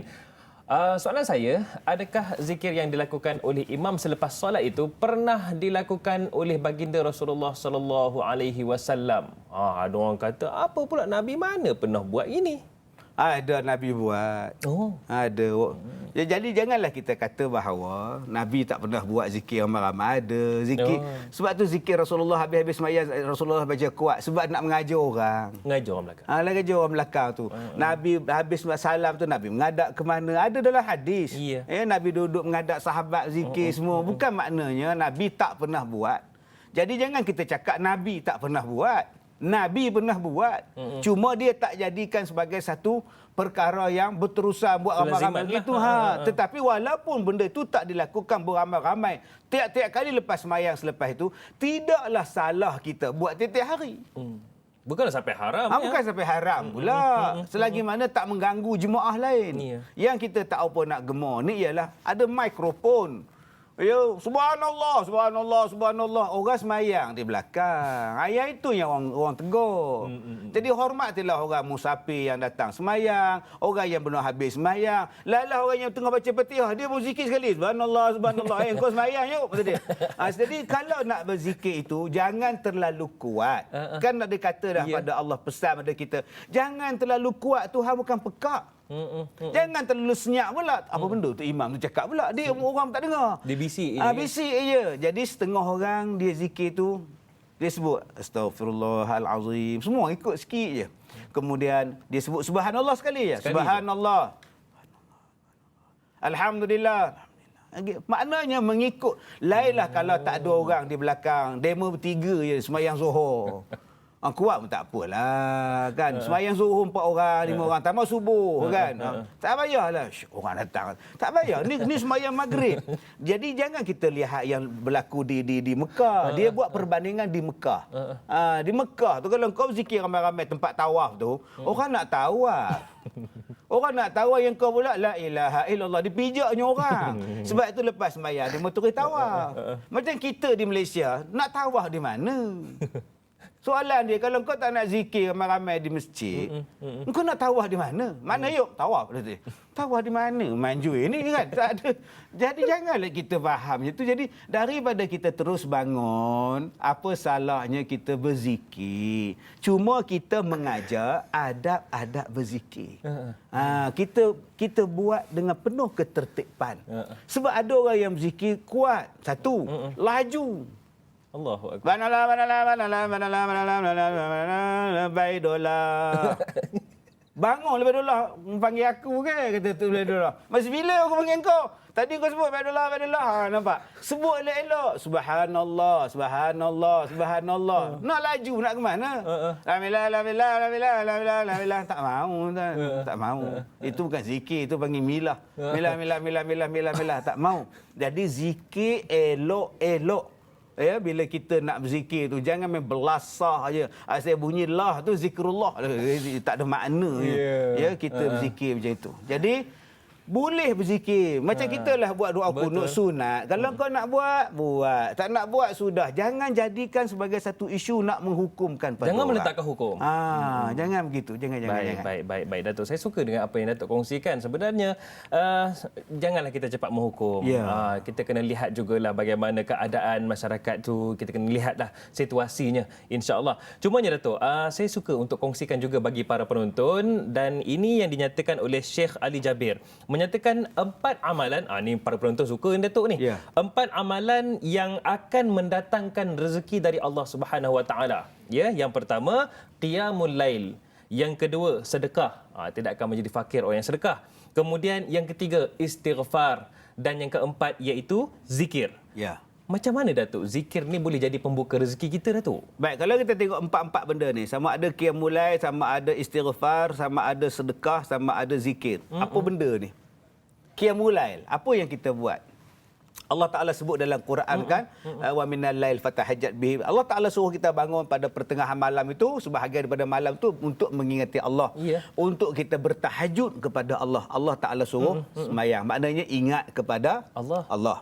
Yang kedua istighfar, memohon keampunan kepada Allah. Maknanya ingat kepada Allah. Ingat kepada Allah juga. Ingat juga pada Allah. Sedekah, maknanya kita daripada mana kita dapat sedekah itu? Mimma razaqnahum. Rezeki dari sesuatu yang kami berikan kepada mereka. Maknanya rezeki ini daripada apa? Allah. Daripada Allah. Kita pulangkan balik kepada Allah. Man zalazi yuqridullaha qardan hasana. Maknanya kita bagi balik pada Allah. Dan yang keempatnya ialah zikir. Zikir sudah pasti kita ingat pada Allah. Jadi tujuan kita buat 4 benda ini, di antara matlamat dan fadilat besarnya ialah ingat kepada Allah. Bila ingat pada Allah, Allah ingat tak pada kita? Mesti ingat. Fazkuruni azkurkum. Kamu ingat pada aku, kata Allah, aku ingat pada engkau. Kalau kau ingat pada aku, kata Allah, aku ingat pada engkau. Ingat pada Allah tu, ingat Allah pada kita tu apa? Doa dia makbulkan. Apa doa yang kita selalu minta? Murah Rezeki. Murah rezeki. Itulah amalan dia. Ini kita sekarang ni duk minta, tapi benda ni tak buat. Minta murah rezeki. Kira mulai tunggu 10 hari Ramadan terakhir baru nak buat. Macam mana? Setahun 10. Istighfar, nak sebut astagfirullah lepas semayang pun tak ada. Assalamualaikum warahmatullahi. Turis belah. Mat, tak istighfar mat. Nabi tak buat. Kalau Nabi istighfar 70 kali sampai 100 kali sehari, kenapa engkau tak buat? Maknanya kita sekarang nak murah rezeki tapi kita tak buat sedekah. Allah sebutkan dalam Quran, Allah Ta'ala gantikan balik sedekah yang kita keluarkan, yang kita berikan. Hari ni, bawa diri ke masjid, bawa diri, handphone dia teringat, duit dia tak teringat. Apa salah bus RM1, bus RM5, bus RM10, Ya. bus dalam tabung tu. Itulah Ustaz, Datuk. Kadang-kadang tu bila datang je tabung tu dah mula dah rasa tak tenang dah. Tak tenang ada. Grrr, macam mana Datuk? Datanglah pula. Datanglah pula. Kadang-kadang orang yang bawa tabung tu pula saja nak naik tu. Dia berdiri lama situ dah pula. Aduh. Tapi yang paling seronok saya ingat satu hari Dai Adari. Ada satu orang yang tukang bawa tabung tu, dia tu macam budak OKU sikit. Lembek-lembek badan kan. Jadi dia masukkan tabung tu RM5. Orang tu dia kata, aku bagi RM1 je, ni RM5, bak balik 4. Dia minta kurang, minta lebih RM4 tu depan orang mai. Menung saya. La ilaha illallah. Budak tu kata, kejap betul tak gila datang balik kejap Habis dia pusing satu masjid, dia datang balik RM4 4. Astaghfirullahalazim. Sampai macam Kesian itu. budak tu. Jadi janganlah macam itu abang oi. Kata nak murah rezeki, berkira dengan Tuhan. Dan yang ketiganya zikir. Ya. Orang yang banyak zikir, dia ingat pada Allah. Bila dia ingat pada Allah, Allah ingat pada dia, rezeki dia akan dimurahkan. Sebab salah satu doa yang kita minta ialah doa murah rezeki. Baik Datuk, sedikit Datuk, mungkin sebelum kita nak rehat ni Datuk, tips bagi mereka yang di luar sana, hari ni hari Jumaat, ialah sedekah tu hari-hari sebenarnya, tapi hari Jumaat kita nak dapatkan berkat itu. Sebenarnya betapa pentingnya kita bersedekah terutamanya hari Jumaat ni. Ya. Dulu-dulu orang bawa pisang. Oh ya betul. Pisang. Alhamdulillah. Tapi setengah orang dia kutu. Apa yang bawa pisang? Roma ni. Bawa lah apple ke apa. Padahal waktu dia ngumpat tu, dia makan pisang. Pisang. Bawalah buah apple ke kuinin ke. Ngap dia bagi. Sambil buka. Pun dia tak bersyukur lagi. Orang yang bersedekah.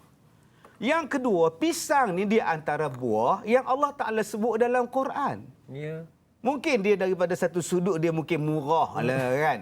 Tapi daripada satu sudut lain, buah pisang disebut oleh Allah dalam Quran. Ada keberkatan dia, ada kebaikan dia.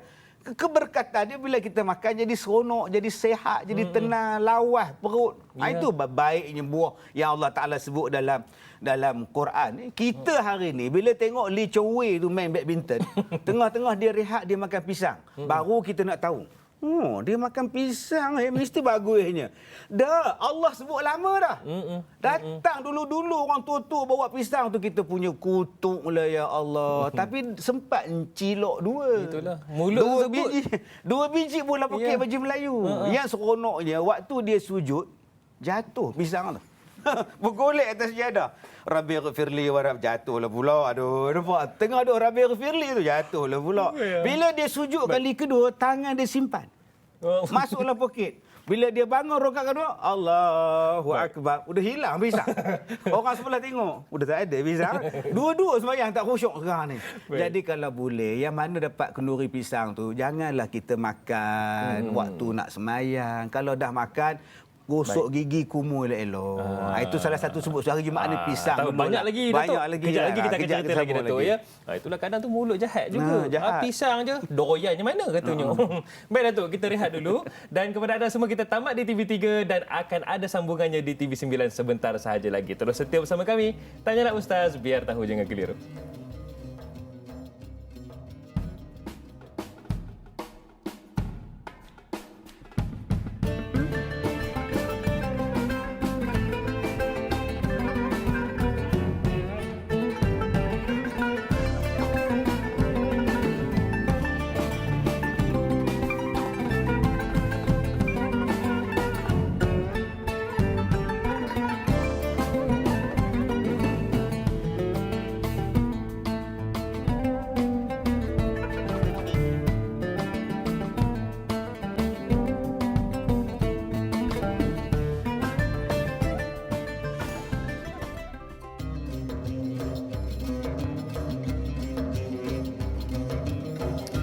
hari pasti akan ada pelbagai permasalahan ataupun akan ada persoalan yang kita hadapi. Jadi segala penyelesaian dan jawapannya ada dalam Tanyalah Ustaz. Biar tahu, jangan keliru. Dan hari ini Alhamdulillah Tanyalah Ustaz, kita bersiaran bersama dengan yang berbahagia Datuk Ustaz Kazim Ilyas Al-Hafiz. Kita tumpu pada topik kita hari ini, ibadah zikrullah. Sambil-sambil hari ini hari Jumaat, sambil-sambil berzikir kepada Allah. Jangan lupa kepada anda semua, terutamanya hari ini sedekahlah banyak-banyak. AJK Masjid itu mungkin boleh dapatkan pisang macam mana Datuk sebut tadi untuk disedekahkan kepada para jemaah, insya-Allah. Baiklah Datuk, sambung sikit lagi tadi tentang pisang tadi tu. Ya. Tentang sedekah di hari Jumaat tu. Ya, sebab kita lihat sekarang ni masjid dia tak ramai macam dulu masalah COVID kan. Ya. Jadi saya jumpa 2-3 masjid dah gantungkan banner dekat depan pagar dia. Dia tulis sumbangan untuk masjid. Sumbangan untuk masjid. Maknanya kutipan masjid dah banyak berkurang dalam tempoh 3-4 bulan. Masya-Allah. Jadi saya rasa inilah saatnya untuk kita bersedekah. Membantu, hari Jumaat pula penghulu pada segala hari, dan kita tahu dah orang yang datang masjid untuk bersolat, orang yang datang masjid untuk berzikir, untuk dengar kuliah dan sebagainya. Literate ini digunakan untuk kebaikan. Jadi tidak ada satu amalan yang besar selain daripada satu amalan yang nama dia sedekah. Dibuat dalih pada hari Jumaat ni. Sebab tu orang dulu-dulu pada hari Jumaat ni hari kita panggil hari raya mingguan. Hari itu pakat jumpa budak-budak dia bagi duit dulu-dulu. Bagi 10 sen, 20 sen dulu pun dah besar dah. Kita hari ni nak bagi duit pada budak tunggu raya. Bila pakcik? Raya tahun depan itu. Lamanya kan. Jadi kadang-kadang kita anggap bahawa tak seronok. Bukan saya nak ajak pada tuan-tuan pada hari Jumaat ni nak riak ke tidak. Kita kadang-kadang ada RM50. Tukarkan RM1. Buah dalam poket. Bila pergi semayang Jumaat, tengok budak-budak di belakang, sah belakang tu, bagi seorang RM1. Okey, pakcik nak, nanti semasa khutbah, masa semayang, jangan bercakap, jangan main-main. Duduk elok. Boleh? Nak duit lagi tak minggu depan? Nak? Duduk diam-diam. Lantik pula seorang ketua. Aiman, kamu kisah tak? Pakcik lantik kamu jadi ketua. Aiman tak kisah, nak ambil RM2. Siapa yang bercakap banyak, yang bising, kamu ambil nama dia. Minggu depan pakcik tak bagi duit. Saya rasa senyap. Bukan setakat budak-budak tu senyap waktu khutbah. Orang tua pun senyap. Kita dapat RM1 kata dia. Kan? Ni masalah dia budak-budak bising sama naik dengan orang tua. Allahu Akbar. Ini bukan rasuah. Ini satu bentuk bagaimana duit dan sebagainya itu mampu membentuk hati orang ke arah kebaikan. Kalau kita menggunakan wang kita, sedekah kita untuk membentuk ke arah kebaikan, boleh jadi kebaikan. Boleh jadi. Misalnya ada orang yang melatih budak-budak yang tak habis sekolah, ada orang yang memanggil budak-budak yang pernah terlibat dengan benda yang tak baik satu masa dulu. Sampai bila kita nak ajar mereka ni, marilah kita berzikir. Betul, boleh berzikir, tapi mereka juga nak makan, nak minum dan sebagainya, nak kahwin. Jadi kadang-kadang dengan kita ajak mereka ni berzikir, satu masa yang sama pula kita ajak mereka berekonomi. Saya rasa kita boleh bagi modal untuk mereka meniaga burger saja pun dah cukup. Satu gerai burger bagi. Satu gerai burger, latih dia solat, latih dia zikir, latih dia untuk jadi orang yang baik. Saya rasa itu satu cara membentuk hati orang dengan wang, dengan amalan-amalannya ini, insya-Allah. Bukan kita kata nak bagi rasuah pada dia, tidak. Kadang-kadang kalau kita hanya mengajak dia tapi dia nak makan apa dia fikir juga. Dia nak kahwin juga, dia pun ada mak bapak untuk dia tanggung. Jadi sama-samalah kita fikirkan. Ya, itu dah satu inisiatif anjuran daripada yang berbahagia Datuk. Bagaimana subhanallah, sebenarnya sedekah itu juga zikir kepada Allah Subhanahu Wa Taala, ingat kepada Allah Subhanahu Wa Taala. Okey, baiklah Datuk. Soalan daripada Siti Nurbayah di Facebook, katanya, Assalamualaikum Ustaz, Da'i dan kru. Tanyalah Ustaz. Waalaikumsalam. Adakah ada kesan zikir dalam diri seseorang itu jika contoh selepas berzikir dia menyanyi atau terus menggunakan telefon melihat mesej-mesej di Facebook ataupun WhatsApp? Adakah macam tak berkesannya orang macam tu? Yang keduanya, apakah adab selepas seseorang itu berzikir setelah selesai solat supaya zikir yang dibacakan itu memberi kesan di dalam hati? Ya, kadang-kadang manusia kan. Kita ni nama manusia, kita ni bukan malaikat. Kalau malaikat tu yang kerja tawaf saja, dia tak buat kerja lain. Dia tak buat kerja lain. Malaikat kalau dia sujud saja, dia tak buat kerja lain. Sebab itulah dia malaikat. Sebab tu dia malaikat, dia macam tu. Tapi kita ni manusia. Kalau lah kita tawaf tiap-tiap hari, macam mana? Letih tak kita? Begitulah di dalam keadaan kita bercakap ni. Langsung tak boleh senyum. Tak boleh. Jangan senyum langsung. Baik. Seronok dah hidup. Makan nasi tak senyum, gurau dengan isteri tak senyum, lawak dengan bila isteri apa senyum. Langsung tak seronok juga kan. Jadi kadang-kadang macam kita ni tuan-tuan tak bayangkan 6.30 pagi ni. Ya. Kan? Saya sampai di KL pukul 11 kan. Tidur pukul 2, pukul 4 dah bangun. 2 jam je. Tiba-tiba tuan-tuan nak suruh saya serius dalam ceramah. Zikrullah ini merupakan suatu bukan setakat saya je mengantuk, dai hadari mengantuk, kameraman pun tidur. Moderator dah bawah meja tidur. Sebab tu kita kadang-kadang terpaksa nak bagi ceria. Ya. Nak bagi ceria inilah dia. Sebab tu orang yang dengar tu pun di rumah tu pun tu tengok dia depan TV tu. Begini tengok handphone ni. Sampai tak boleh buat kerja apa dah supaya menarik. Begitulah dengan zikrullah. Zikrullah ni kalau saja-saja zikir. Saja-saja zikir diam je. Jadi tak tahu pun nak ni lah. Sebab tu ada orang zikir dia suka lenggok badan. Macam saya, bukan hadari pun sekali lah. Yeah. Macam kami dulu, kita dulu bila belajar hafiz Quran. Di pondok dulu. Duduk di pondok dulu. Kami diajar baca Quran, goyang badan. Supaya senang ingat. Senang ingat. Yang kedua, supaya tak letih. Ya, betul. Yang ketiga, supaya otak tu berjalan. Itu tujuan dia. Saya pernah kena marah dengan guru saya sebab baca Quran tegak. Wa basyiril ladzina amanu wa amilu. Dia marah. Goyang badan. Goyang balik. Wa basyiril ladzina amanu. Sebab tu kalau kita tengok anak-anak tahfiz, kebanyakan semua gerak badan. Betul. Kita kata apa hal dia ni? Gila isim ke apa? Bukan. Supaya nak bagi gerak badan tadi. Supaya tak lengur. Sebab tu kita selalu cuba saya ceramah sekarang diam tuan-tuan, lengur. Sebab tu kita gerak sana, gerak ke sini. Ustaz Kazim tu tak pandai duduk diam ke? Bukan, pandai je duduk diam. Masalahnya itulah satu bentuk supaya tak jemu. Begitu juga dengan zikir. Betul. Sebab tu ada orang zikir dia macam-macam. Dia buat lagu kan. Subhanallah wa bihamdihi. Supaya orang rasa seronok. Ya. Boleh buat subhanallah wa bihamdih. Subhanallah boleh. Tapi kalau dia nak rentakkan subhanallah wa bihamdih, dia zikir. Habis zikir setengah jam dia bangun. Teringat pula lagu Merdeka pula 31 Ogos tanggal 31. Abang baru tadi berzikir sekarang dah menyanyi pula. Lagu tu tak ada haramnya lagu 31 Ogos tu.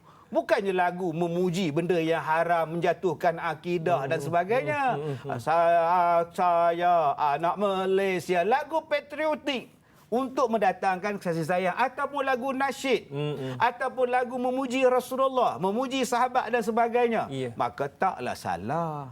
Sebab manusia dia pun kadang-kadang nak hiburan juga. Jadi itu untuk soalan daripada siapa nama lupa tadi ni. Dinyatakan tadi yang soalan yang kedua tu Datuk, bagaimana Siti Nurbaya tadi ada menyatakan kesan adab selepas zikir, selepas solat, zikir selepas solat. Macam mana tu? Kita dah kata dah benda tu diajar oleh Nabi SAW. Setengah ulama mengatakan bahawa selepas kita bagi salam tu jangan mengubah kedudukan kita. Kan kita duduk tahiyat, kan duduk tahiyat akhir. Duduk tahiyat akhir duduk elok-elok lah. Setengah orang tahiyat begini, duduk tahiyat akhir lenguh tengkok kita tengoknya. Tahiyat akhir selamba je punggung setengahnya duduk di atas lantai. Tak payah dia lenggok kepala begini, lenggoknya kamu kenapa makan tengkok ayam ke apa? Duduk elok tahiyat. Tak usah berubah lagi. Melainkan kalau sakit gaun. Dia tak boleh duduk lama-lama lipat kaki kau nak bangun krem, bangunlah. Jadi kita yang sihat ni duduk menghadap ke arah kiblat, tundukkan kepala berzikir, tumpukan kepada zikir. Bagi tu imam tadi pipi dia ataupun muka dia terus memesong ke arah kiblat pula ke arah makmum. Selepas beberapa saat daripada zikir dia, selepas beberapa perkataan tadi dia mula menghadap. Berzikirlah dalam keadaan tenang, tak payah menjerit, tak payah slow sangat, tak payahlah kita berzikir tu dalam keadaan huru-hara berzikir. Setengah ada orang yang sampai berjoget-joget tu kita tak apa nak setujulah dalam masjid ni, masjid duduk diam elok-elok zikir. Adab dia nampak sejuk mata memandang tu kita faham betul, lah ya. Betul. Baik Datuk, kejap lagi saya nak tanya tentang ada sesuatu yang ringan diucap tapi berat pada timbangan. Oh. Apa tu? Subhanallah. Kita nantikan sekejap saja lagi. Tanyalah Ustaz, biar tahu jangan keliru.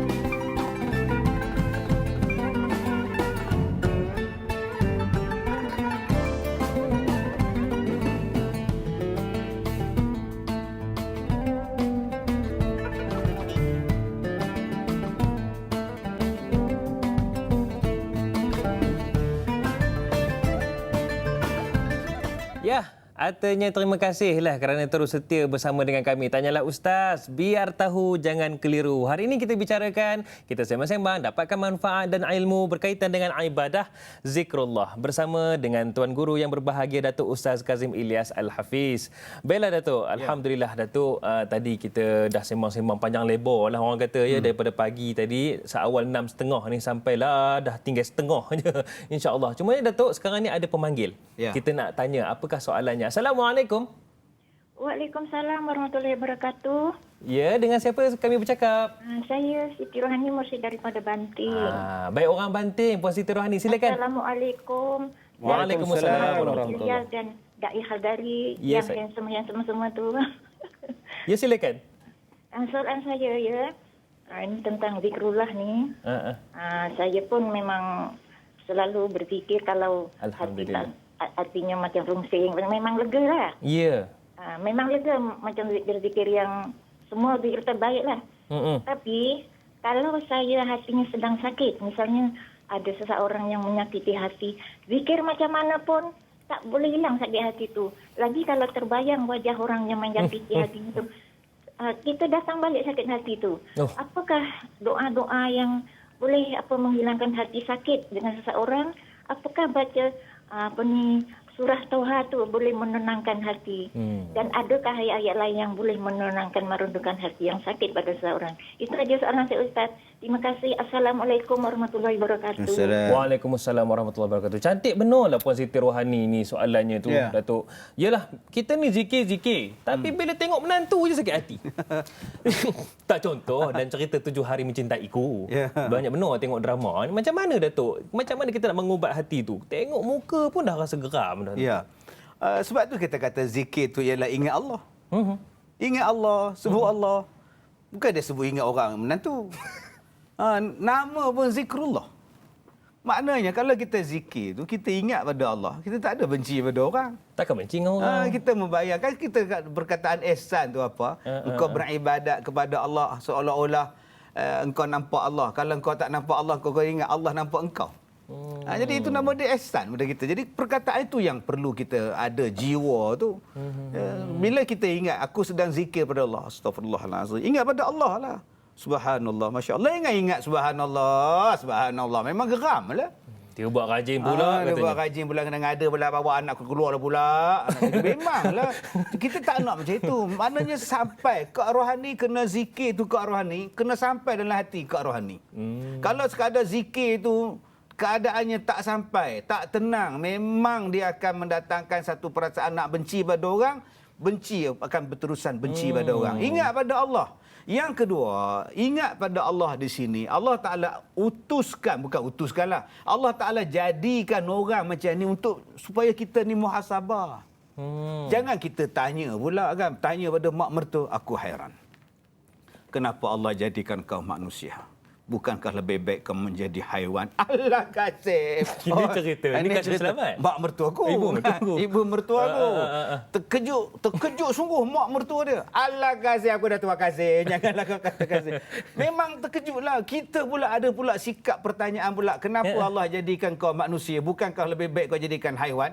Mana kita boleh tanya Allah? Kita tak ada hak langsung nak tanya Allah. Tu hak mutlak Allah nak jadikan siapa pun.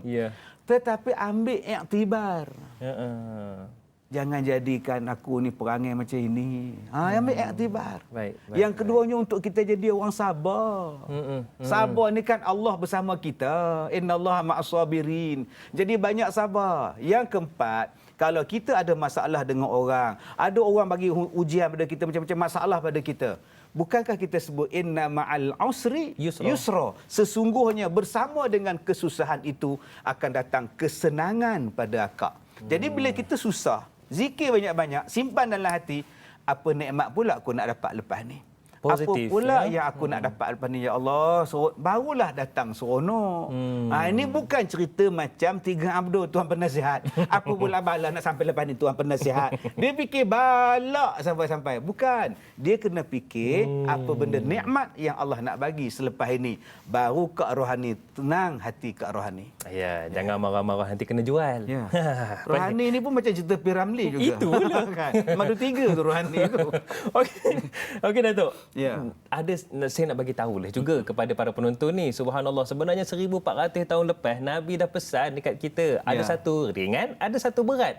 Apa pula ringan berat tu? Dalam hadis riwayat Bukhari dan Muslim, Nabi SAW bersabda, mafhumnya terdapat 2 kalimat yang ringan diucapkan pada lisan, dan dicintai oleh Allah yang Maha merahmati, dan tetapi berat pada timbangan, iaitu subhanallah wa bihamdih subhanallahil azim. Jadi Datuk, bertepatan dengan COVID-19 ni, ramai benar risau, rasa tak tenang, macam-macam tekanan Datuk. Bagaimana berat pada timbangan yang dinyatakan ini, dan bagaimana kita boleh lazimi amalan ini? Baik, kalau kita lihat di dalam Al-Quran, Allah Ta'ala sebut wasta'inu bis-sabri was-salah. Dan mintalah kamu pertolongan daripada Allah dengan jalan sembahyang, dengan jalan sabar, dengan jalan sembahyang. Allah sebut wasta'inu bis-sabri. Sabar dulu. Dan sembahyang. Jadi rupa-rupanya tuan-tuan, sabar ni juga, kalau kita faham betul-betul, dia juga merupakan satu bentuk kalimah mengingati Allah. Betul. Sebab Allah Ta'ala sebut watawasau bil haqq watawasau bis sabr. Pesan memesanlah kamu pada jalan kebenaran dan pesan memesan kamu pada benda yang kesabaran. Maknanya, kesabaran tu pun satu jalan zikir pada Allah.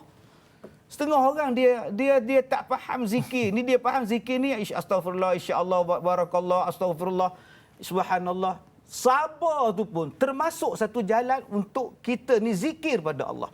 Sebab itu kita bila orang ditimpa musibah, kita akan cakap sabar.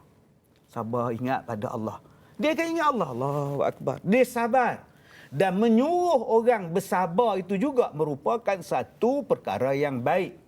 Jadi sekarang ini, yang pertama sekali, kita kena sabar.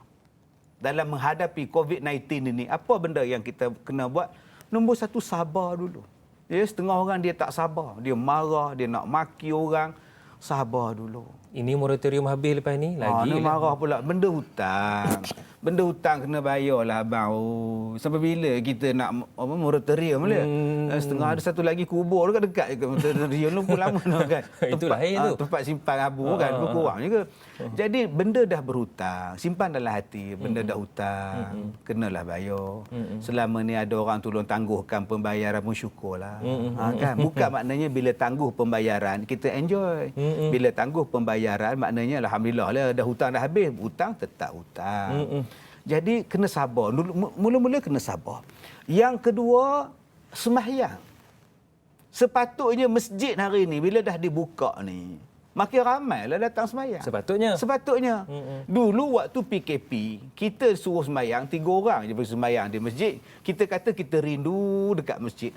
Ya Allah, rindu. Tulis dalam Facebook tu. Rindunya berjemaah di masjid. Bilalah akan datang dapat ke masjid. Dulu, bila orang dah boleh pergi ke masjid, Tak datang pula masjid. Macam mana? Waktu inilah banyakkan sembahyang. Maka pada inilah kita mohon pada Allah supaya COVID ni hilang. Diangkat nu kita susah hati. Pada sahabat-sahabat kita di Kedah, kan, di Alustar, Kota Star lah, nu sahabat banjir pula. Dalam keadaan COVID ni ada pula di Pendang banjir lah apa. Nu di Sabah pula kita susah. Kita terasa walaupun kita sini taklah macam, tapi kita terasa. Jadi mesti ada satu perasaan sama-sama kita, perasaan doa mendoakan supaya kita ini boleh diangkat musibah daripada kita. Dan yang keempat, kena kerjasama lah. Kalau kita tak menjaga SOP yang telah ditetapkan, bila nak selesai masalah ni? Balik kepada sembahyang tadi. Minta dalam sembahyang. Subhanallahil azim. Subhanallah wa bihamdih. Kadang-kadang perkataan itu ada dalam sembahyang. Subhana rabbi a'la wa bihamdi. Subhana rabbil azimi wa bihamdi. Benda tu ada di dalam sembahyang. Zikir itu ada. Maknanya satu amalan yang ringan disebut tetapi berat, besar pahala dia, besar manfaatnya. Nama dia kadang-kadang di dalam sembahyang. Dalam solat tu. Dalam sujud kita tu. Maknanya perbanyakkan sujud kita. Ya, perbanyakkan rukuk kita. Warka'u ma'ar raki'in wasjud waqtarib. Maknanya dua perkataan ini Allah Ta'ala ulang-ulang dalam Quran. Perkataan solat dan perkataan khusus dalam dua ibadat dalam solat, dalam perkara solat. Rukuk dan sujud. Dan rukuk dan sujud ada kalimah Subhana rabbiyal azimi wa bihamdi. Subhana rabbiyal a'la wa bihamdi. Perkara tu ada. Jadi selain daripada kita duk sebut Subhanallahil azim, Subhanallah wa bihamdi, kita sebut dengan kalimah biasa, kita tambahkan lagi dengan perbanyakkan sujud, perbanyakkan rukuk dengan maksud memperbanyakkan sembahyang. Itulah insya-Allah. Baik, rupa-rupanya Datuk, apa yang dinyatakan oleh Nabi SAW dalam hadis Bukhari dan Muslim ni ada dalam solat ni. Ya, ada. Allah. Sebab tu dalam solat itu ada puasa, dalam solat itu ada zikir, dalam solat itu ada memuji, semua ada dalam sembahyang. Insya-Allah. Zikrullah hari ini kita bicarakan, Datuk. Banyak pencerahan yang kita dapat. Rasa macam tak cukup pula 2 jam ni ya, tapi tak apalah, nanti kita minta lebih lagi. Baik Datuk, sebagai kesimpulan zikrullah untuk kita sama-sama dapat pencerahan, kesimpulan daripada Datuk. Ya, kita bersihkanlah lidah-lidah kita. Lidah ni adalah perkataan yang paling senang dapat dosa. Dan jangan lupa lidah juga perkataan paling senang dapat pahala. Jadi kalau rasa tak ada benda pahala kita nak cakap, diam je lah. Cara nak diam, tutup mulut, jangan bergerak lidah. Selamatlah lidah kita. Ya, sebab benda yang paling banyak benda dapat salah lidah lah. Maki orang, ngumpat, mencarut. Nak dapat selamat, diam. Yang kedua, kalau kita nak cakap, cakaplah perkataan yang baik. Quran itu ialah kalimah-kalimah zikrullah. Keseluruhan ayat Quran itu. Sebab tu saya jumpa dengan tok-tok guru, ada setengah tok guru, bila bercakap dia menggunakan bahasa Al-Quran. Kalau dia jamu kita makan, minum, dia tak sebut minum. Makanlah, nyebut. Dia tak sebut. Kulu washrabu min rizqillah. Saya pula sambung. Wala ta'fau fil ardi mufsidin. Bagi penuh ayat. Hebat. Saya pun tak kurang juga kan. Maknanya dia menggunakan ayat Quran. Hebat tuan-tuan. Bayangkan dia bercakap tu ayat Quran di mulut dia. Subhanallah. Jadi kita tak mampulah alim ulama hebat macam tu. Kita mampu subhanallah, alhamdulillah, Allahu akbar. Jadi gunakanlah perkataan itu untuk membersihkan lidah kita. Bersihkan lidah bukan ambil beruh gigi, bersihkan lidah. Yang tu kuda boleh buat. Bersihkan lidah ialah dengan istighfar, dengan perkataan-perkataan yang baik. Dan yang ketiganya, hati kita sentiasa berkata-kata yang baik dengan Tuhan, sangkaan yang baik dengan Tuhan. Sebab Nabi sebutkan Allah Ta'ala ni dengan apa yang kamu sangkakan. Allah Ta'ala ni kalau kita sangka baik pada Allah, baik ya. Tapi kalau kita sangka buruk, buruklah yang kita dapat sangkaan kita. Betul, tu. Jadi tolonglah sangka baik dengan Allah. Allah tu Maha baik, dia takkan menzalimi kita. Dan yang keempatnya tuan-tuan yang dirahmati Allah, kita doalah supaya pandemik COVID-19 ni segera berakhir. Mungkin kita anjurkan majlis zikir. Ya, di masjid-masjid, surau-surau pun banyakkanlah zikir. Sebab saya takut kita hari ni pandemik juga, sakit-sakit juga, tapi hiburan jalan macam biasa juga. Yang maksiat jalan macam biasa. Bila Tuhan nak buat? Kita tak sepakat. Satu golongan semayang, satu golongan berzikir, satu golongan berdoa, satu golongan buat maksiat pula. Berlagalah. Jadi kita tak ada kesatuan. Kena ada kesatuan tu, insya-Allah. Kita doakan agar ada kesatuan itu satu hari nanti, insya-Allah. Baiklah Datuk, doa daripada Datuk. Silakan. Ya, bismillahirrahmanirrahim. Amin. Alhamdulillahirabbil alamin wassalatu wassalam ala Rasulillah wa ala alihi wa ashabihi ajma'in. Amin. Ya Allah ya Rahman, andainya kami diberikan pahala berada dalam majlis zikir ini ya Allah. Mudah-mudahan pahalanya dipanjangkan, dihadiahkan kepada ibu dan ayah kami sama ada mereka masih hidup atau mereka telah kembali ke rahmatullah ya Allah. Amin. Ya Allah ya Rahman, istiqamahkan kami di dalam menuntut ilmu ya Allah. Amin. Terima kasih padamu ya Allah, syukur padamu ya Allah memberikan hidayah kepada kami ya Allah, dan kami bermohon padamu ya Allah, kekalkanlah kami dengan hidayah ini ya Allah, tambahkanlah hidayah kepada kami ya Allah. Ya Allah ya Rahman, berkatilah majlis ilmu, majlis zikir, tanyalah ustaz ini ya Allah. Amin. Berikanlah kesihatan kepada semua yang terlibat, berikanlah kebaikan kepada semua yang memberikan sumbangan, yang memberikan bantuan, yang memberikan doa dan sebagainya. Mudah-mudahan ada keberkatan di dalam kami menuntut ilmu setiap pagi ini ya Allah. Amin. Ya Allah ya Rahman, murahkanlah rezeki kami, berkatilah rezeki kami. Jadikanlah anak-anak kami anak-anak yang soleh dan solihah ya Allah. Rabbana atina fid dunya hasanah wa fil akhirati hasanah wa qina azabannar. Wa sallallahu ala sayyidina Muhammad wa ala alihi wa ashabihi ajma'in. Walhamdulillahi rabbil alamin. Terima kasih yang berbahagia Datuk Ustaz Kazim Ilyas Al-Hafiz kerana sudi bersama dengan kami pada pagi ini. Saya dah terima kasih tiba-tiga jemput saya. Alhamdulillah. Tanyalah ustaz jemput. Terima kasih banyak-banyak. Atanya bila nak jumpa lagi Datuk? Atau kalau dia memanggil kita datang lah. Ya, gitulah ya. Kalau tak ada duduk rumah lah. Okey, baiklah kepada anda semua. Terima kasih Datuk. InsyaAllah kita akan bersama lagi. Para penonton sekalian, ala bizikrillah tatma'innul qulub. Ketahuilah bahawasanya dengan zikir mengingati Allah itu tenang dan tenteramlah hati manusia ataupun hati kita semua insya-Allah. Saya Da'i Hadari mohon permisi undur diri. Sehingga itu assalamualaikum warahmatullahi wabarakatuh. Wassalamualaikum warahmatullahi wabarakatuh.